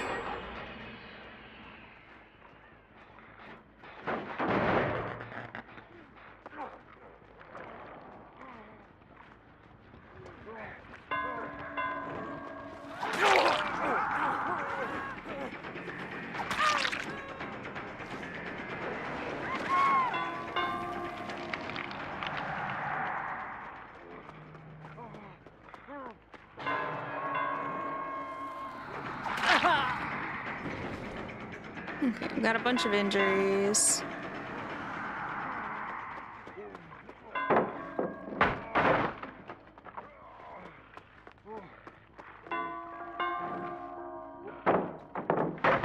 Oh my gosh, there's so many pallets.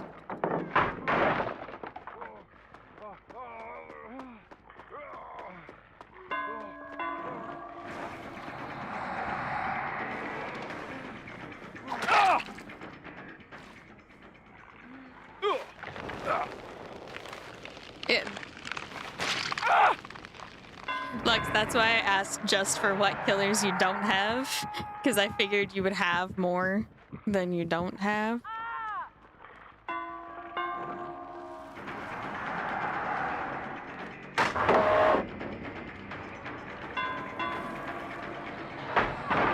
Not close enough.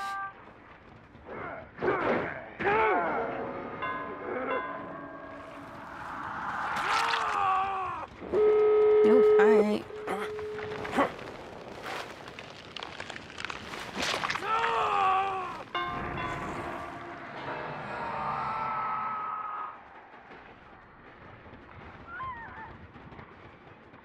Oh, he got a double. That's awesome. Okay, he goes after her. I come over here.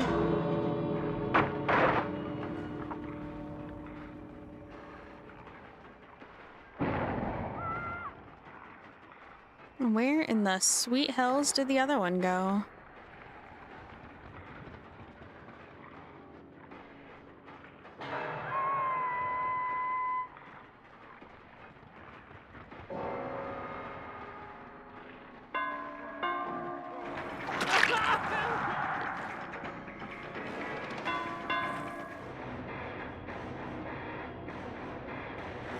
That dude just like vanished. No scratch marks, no nothing.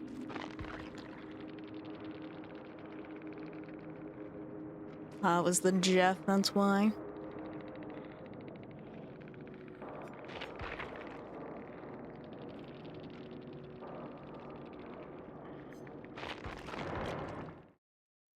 Oh yeah. Alright, fuck.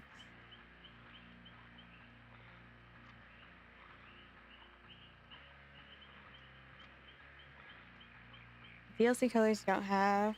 Dracula, Chucky, Xeno. Bodico, Demo. Big Freddy, Bubba, and Myers.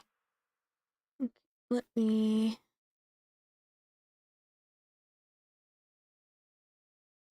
see.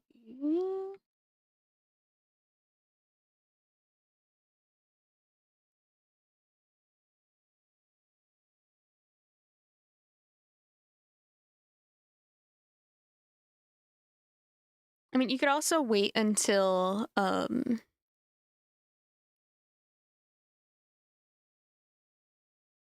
anniversary. They might do an anniversary sale. But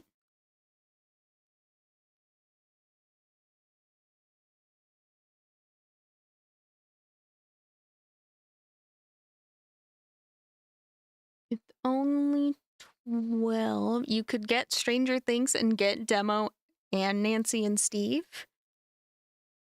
Get 3 characters, and then you'd get your survivors as well. Or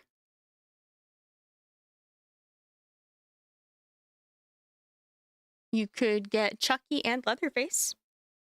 They're each $5.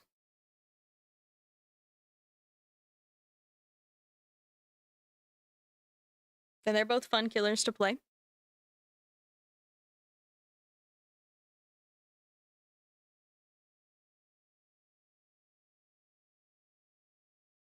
Otherwise, you'll only be able to get one.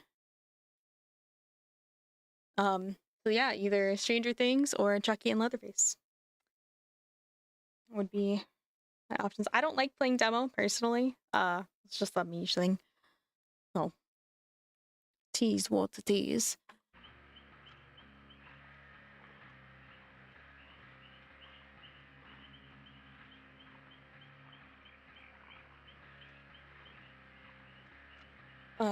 But if you're specifically looking for killers, I would go with the option to get yourself 2 killers instead of 3 characters for now.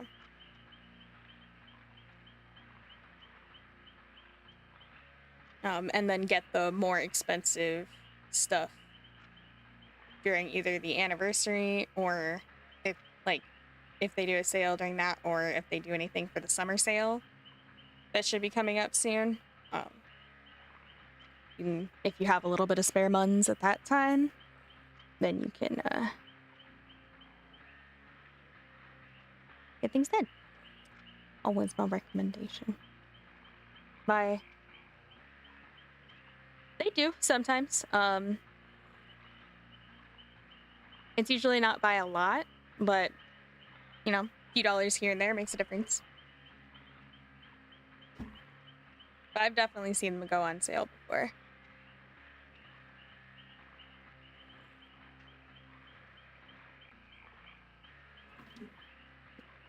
Alright. Back to the book we continue.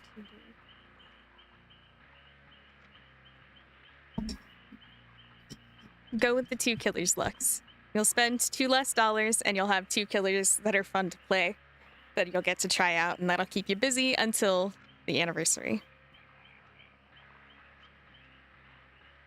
Gideon was right, of course. Whatever else the mind readers might be, they were almost always valuable tools for a king to wield. But Katza couldn't understand why anyone would want to keep them close. Randa's chef was Grace, and his horse handler, and his winemaker, and one of his court dancers.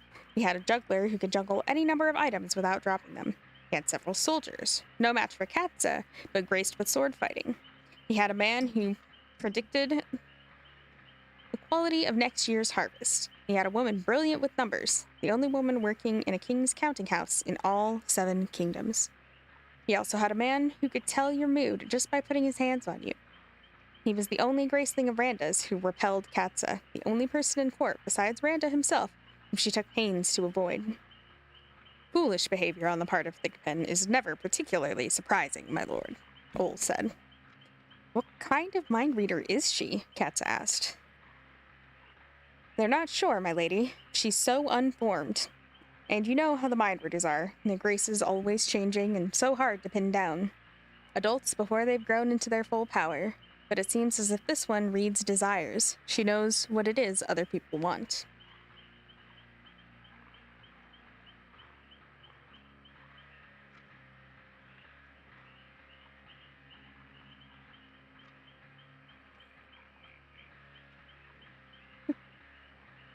You're fine, Lexi. I do not mind. Good luck with your dilemma. And yeah, if you can hold off until maybe this weekend to wait for... I didn't know the Steam sale was this weekend. If you can hold out till this weekend, check and see, and maybe you'll be able to stretch your 12 doubloons a little farther.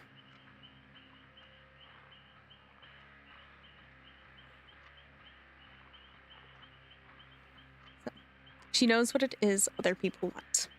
Then she'll know I'll want to knock her senseless if she so much as looks at me. Katza spoke the words into the mane of her horse. They were not for the ears of her companions, for them to pull apart and make a joke of. Is there anything else I need to know about this border lord? She asked aloud, as she stepped into her stirrups. Perhaps he has a guard of 100 graced fighters, a trained bear to protect him. Anything else you've forgotten to mention? There's no need to be sarcastic, my lady, Ole said. Your company this morning is as pleasant as always, Katza, Gideon said. It should be a small one for this weekend for Memorial Day. I didn't know summer sale was in July. I don't pay attention. I just know it pops up and I get an email. Katza spurred her horse forward. She didn't want to see Gideon's laughing face. The Lord's holdings stood behind gray stone walls at the crest of a hill of waving grasses. The man who ushered them through the gate and took their horses told them that his lord sat at his breakfast. Katza, Gideon, and Ol stepped directly into the great hall without waiting for an escort. The Lord's courtier moved forward to block their entrance into the breakfast room. Then he saw Katza. He cleared his throat and opened the grand doors. "Some representative from the court of King Randa, my lord," he said. He slipped behind them without waiting for a response from his master and scampered away. Getting paid more soonish, but you don't know how much.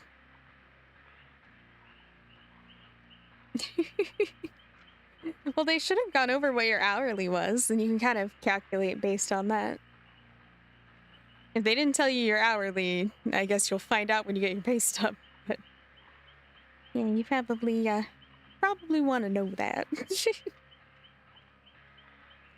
The Lord sat before a feast of pork, eggs, bread, fruit, and cheese, with a servant at his elbow.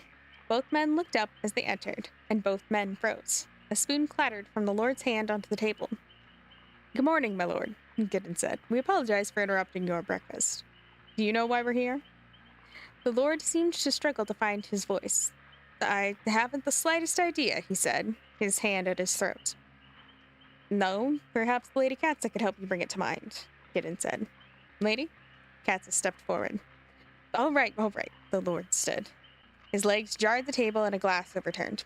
He was tall and broad-shouldered, larger even than Gideon or Ol. Clumsy now with his fluttering hands and his eyes that flitted around the room but always avoided Katza. A bit of egg clung to his beard. So foolish, such a big man. So frightened. Katza kept her face expressionless so that none of them would know how much she hated this. "Oh, is your dad asking to..." That's silly that you're not allowed to get a job. "Ah, you remembered," Gideon said. "Have you? You've remembered why we're here?" "I believe I owe you money," the Lord said. "I imagine you've come to collect your debt." "Very good," Gideon spoke, as if to a child. "And why do you owe us money? The agreement was for how many acres of lumber? Remind me, Captain." 20 acres, my lord," Ol said. "And how many acres did the Lord remove, Captain?" 23 acres, my lord," Ol said.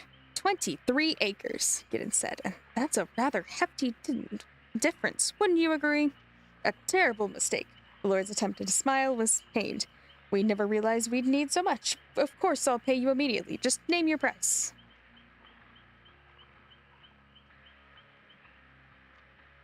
That is crazy, Lexi. Hopefully, you'll be able to get yourself some kind of job so that you could have steady income soon.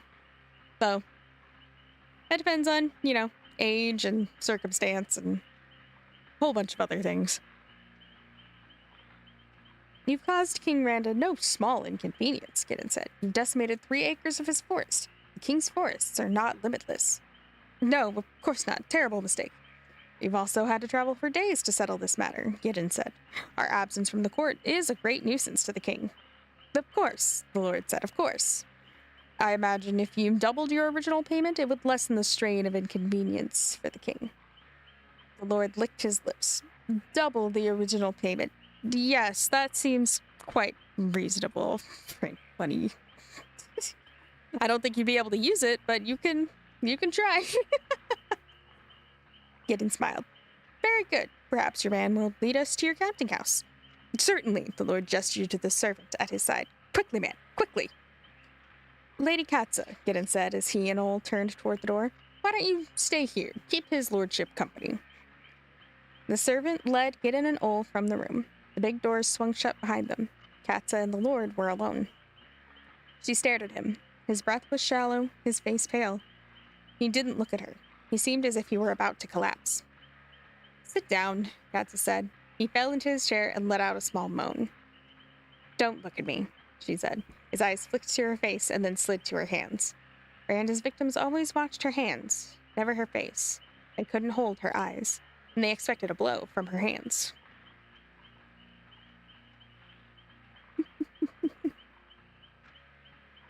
Katza sighed. He opened his mouth to speak, but nothing came out but a croak. "I can't hear you," Katza said. He cleared his throat. I have family. I have a family to care for. Do what you will, but I beg you not to kill me. You don't want me to kill you for the sake of your family? A tear ran into his beard. And for my own sake. I don't want to die. Of course you didn't want to die for 3 acres of wood. I don't kill men who steal 3 acres of lumber from the king, she said, and then pay for it dearly in gold. It's more the sort of crime that warrants a broken arm or the removal of a finger. She moved toward him and pulled her dagger from its sheath. He breathed heavily, staring at the eggs and fruit on his plate. She wondered if he would vomit or begin to sob. But then he moved his plate to the side, and his overturned glass, and his silver. He stretched his arms onto the table before him. He bent his head and waited. A wave of tiredness swept over her. It was easier to follow Randa's orders when they begged or cried, when they gave her nothing to respect. And Randa didn't care about his forests. He only cared about the money and the power. Besides, the forests would grow back one day. Fingers didn't grow back. She slipped her dagger back into its sheath. It would be his arm then, or his leg, or perhaps his collarbone. Always a painful bone to break. But her own arms were heavy as iron, and her legs didn't seem to want to propel her forward.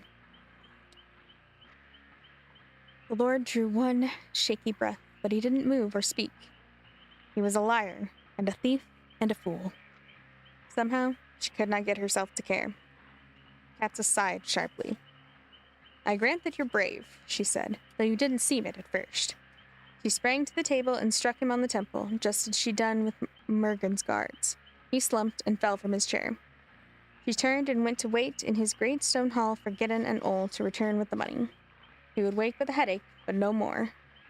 If Randa heard what she had done, he'd be furious. But perhaps Randa wouldn't hear. Or perhaps she could accuse the Lord of lying to save face. In which case, Randa would insist she return with proof in the future. A collection of shriveled fingers and toes. What that would do for her reputation. It didn't matter. She didn't have the strength today to torture a person who didn't deserve it. A small figure came tripping into the hall then. Katza knew who she was even before she saw the girl's eyes. One yellow as the squash that grew in the north. One brown as a patch of mud.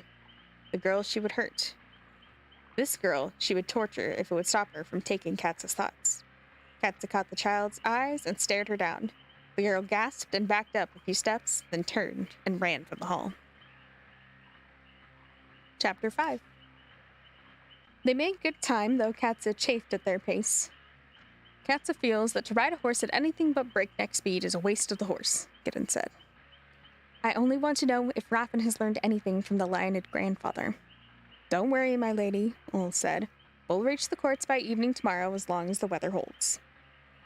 The weather held through the day and into the night, but sometime before dawn, clouds blotted out the stars above their camp. In the morning, they broke camp quickly and set out with some trepidation. Shortly thereafter, as they rode into the yard of the inn that kept their horses, raindrops plopped on their arms and faces. They'd only just made it to the stables when the skies opened and water poured down, rushing streams formed between the hills around them. It became an argument. We can ride in the rain, Katza said. They stood in the stables, the inn 10 steps away but invisible through the wall of water. At the risk of the horses, Gideon said. At the risk of catching our deaths, don't be foolish, Katza. It's only water, she said. Tell that to a drowning man, Gideon said. He glared down at her, and she glared back. A raindrop from a crack in the roof splashed onto her nose, and she wiped at it furiously. My lady, Ol said, my lord. Katza took a deep breath, looked into his patient face, and prepared herself for disappointment. We don't know how long the storm will last, Ol said. If it lasts a day, we'd best not be in it. There's no reason to ride in such weather. He held up his hand as Katza started to speak. No reason we could give to the king without him thinking us mad. But perhaps it'll only last an hour, in which case, we'll only have lost an hour. Katza crossed her arms and forced herself to breathe. It doesn't look like the kind of storm that lasts an hour. Then I'll inform the innkeeper we're in need of food, Ol said, and rooms for the night.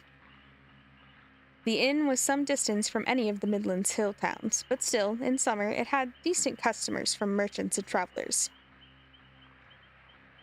It was a simple, square structure with a kitchen and eating room below, and 2 floors of rooms above. Plain, but neat and serviceable. Katza would have preferred no fuss to have been made over their presence, but of course the inn was unaccustomed to housing royalty, and the entire family threw itself into a dither in an attempt to make the king's niece, the king's underlord, and the king's captain comfortable. Against Katza's protests, a visiting merchant was moved from his room so that she might have the view from his window. A view invisible now, but which she imagined could only be of the same hills they'd been looking at for days. Katza wanted to apologize to the merchant for uprooting him. She sent Ole to do so at the midday meal. When Ole directed the man's attention to Katza's table, she raised her cup to him. He raised his cup back and nodded his head vigorously, his face white and his eyes wide as plates. "When you sent Ole to speak for you, you do seem so dreadfully superior, your ladyship," Gideon said, smiling around his mouthful of stew. Katza didn't answer. He knew perfectly well why she'd sent Ole. If the man was like most people, it would frighten him to be approached by the lady herself. The child who served them was painfully shy.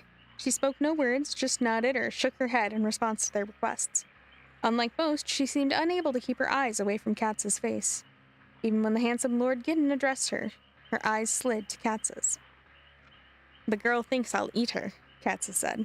"I think not," Ole said. "Her father's a friend to the council. It's possible you're spoken of differently in this household than you are in others, my lady." "She'll still have heard the stories," Katza said.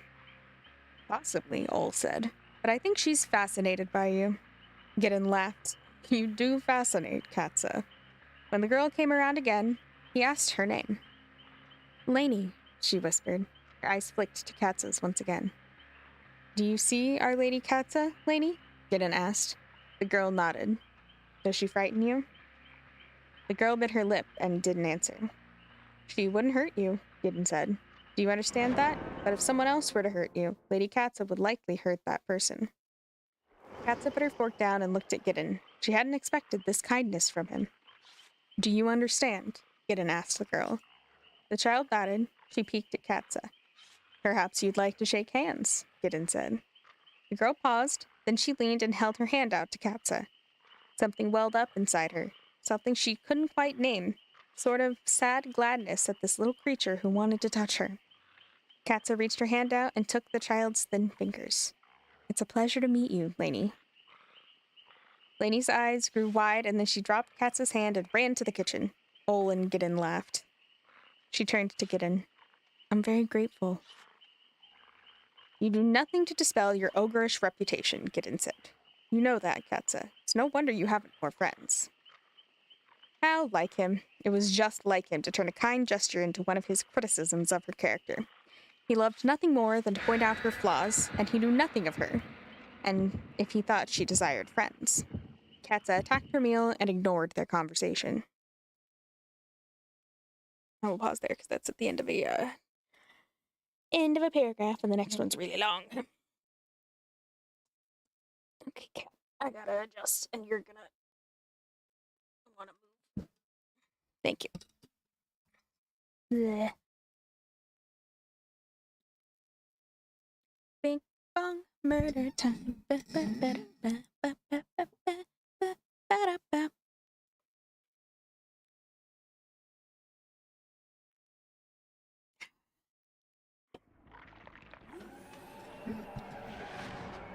Arky. With the nemmy sus. Oh, he had on brute, so I've now got this one.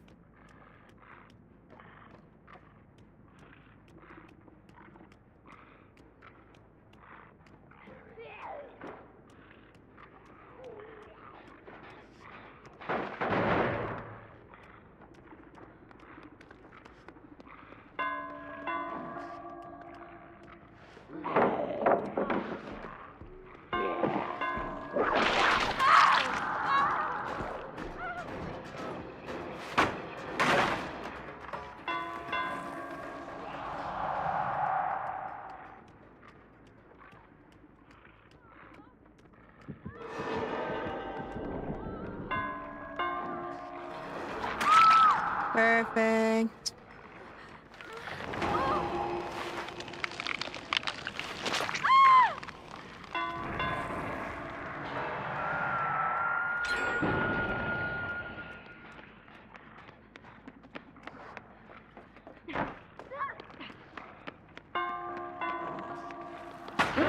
Damn, I thought I could get her.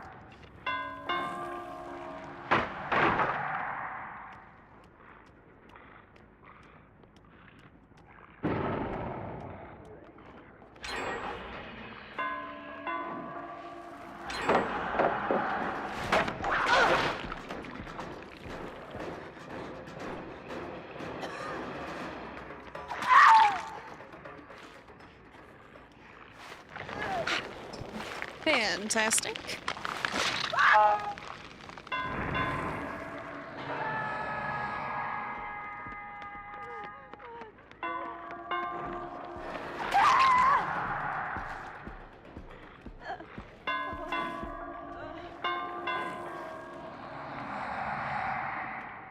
Let him have that because I've already gotten two.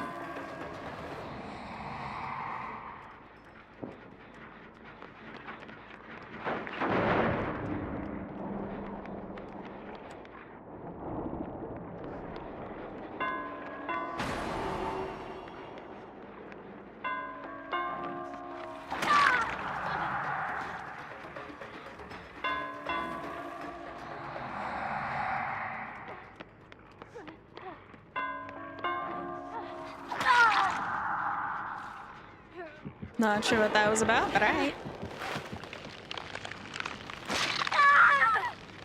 Just gave the HBR more money. Hey, I mean, that's what you gotta do when you want the product that they produce.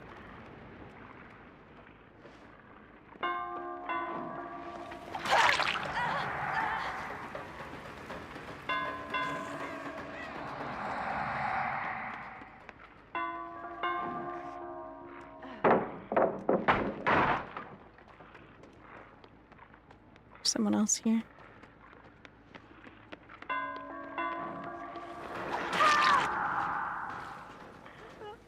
It didn't stay.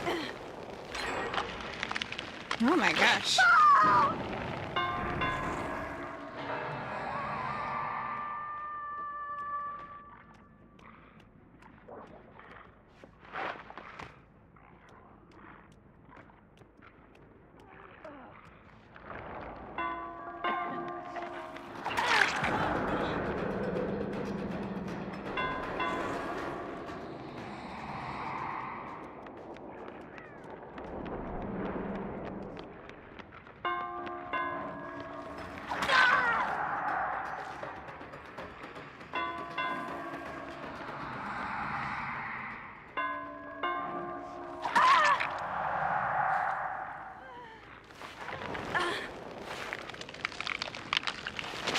Another face and check B. Go face camp duty calls. Good luck.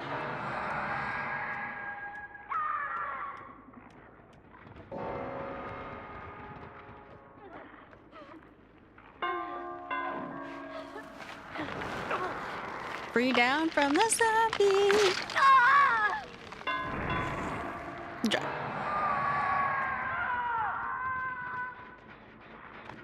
No one here.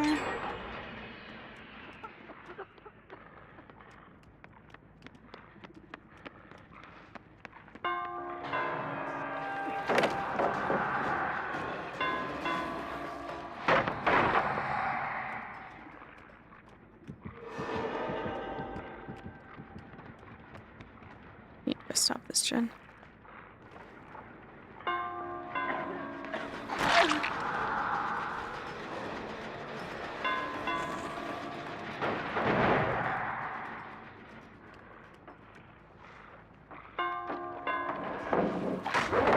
I should have had that hit. Are you kidding me?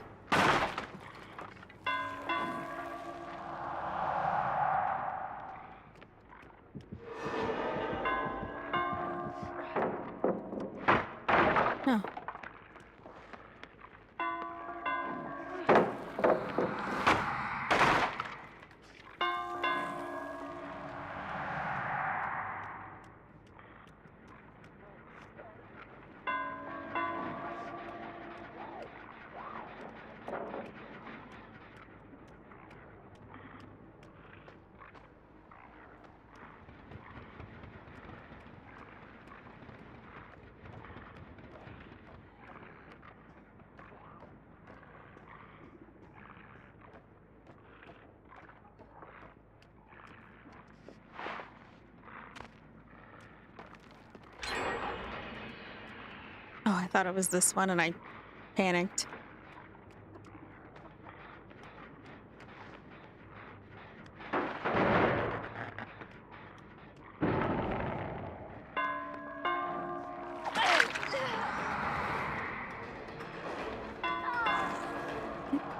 Got pellets back.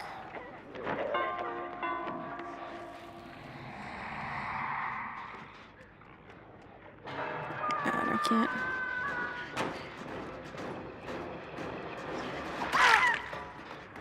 Why do they keep doing that? It's so weird.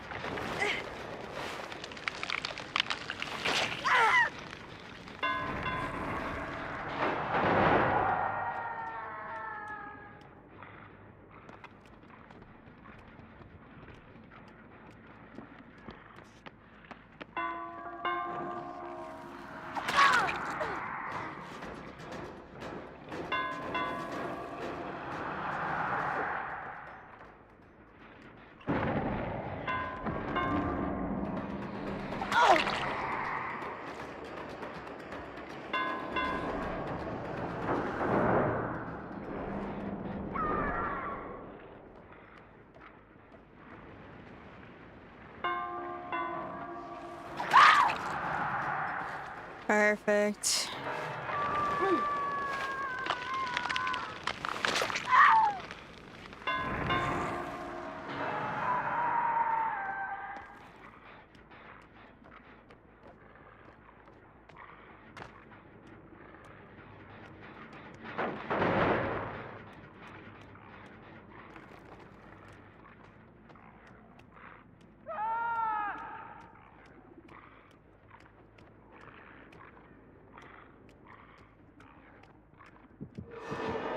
This side.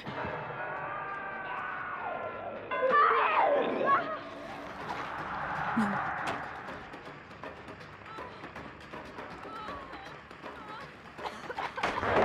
Are you kidding me? I had 5%.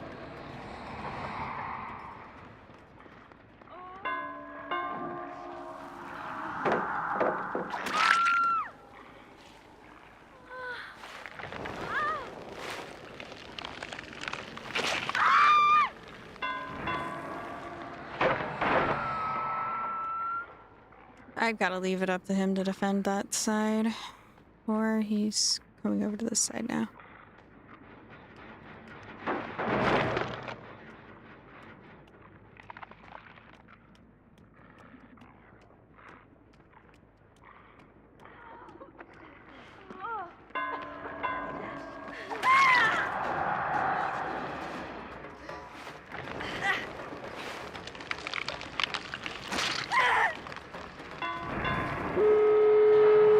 Damn.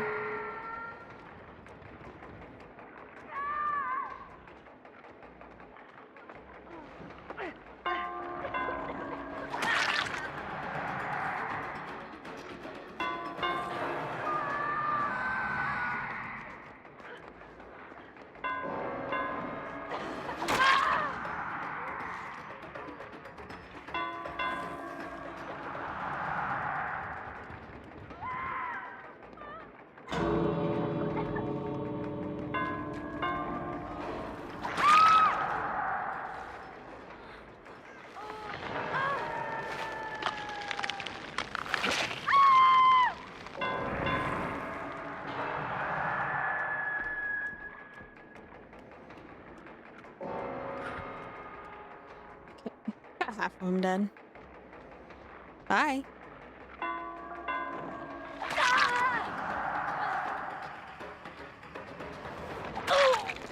Bye. I don't know.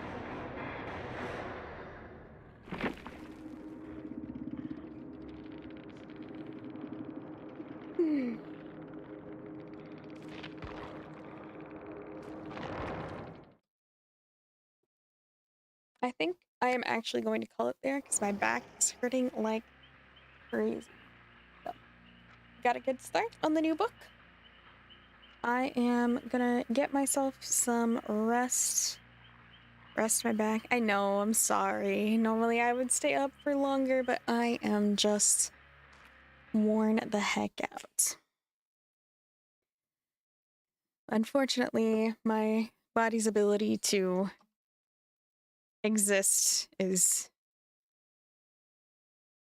less than stellar most of the time right now. So, and unfortunately, sometimes there's just random pains that I can't do anything about. So,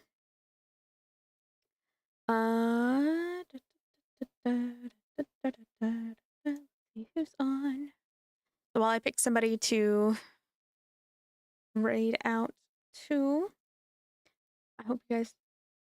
Thank you all so much for watching. I hope you all have a wonderful rest of your day. How much time is left in it for you, and I will catch you all on the next one. We'll be back again tomorrow.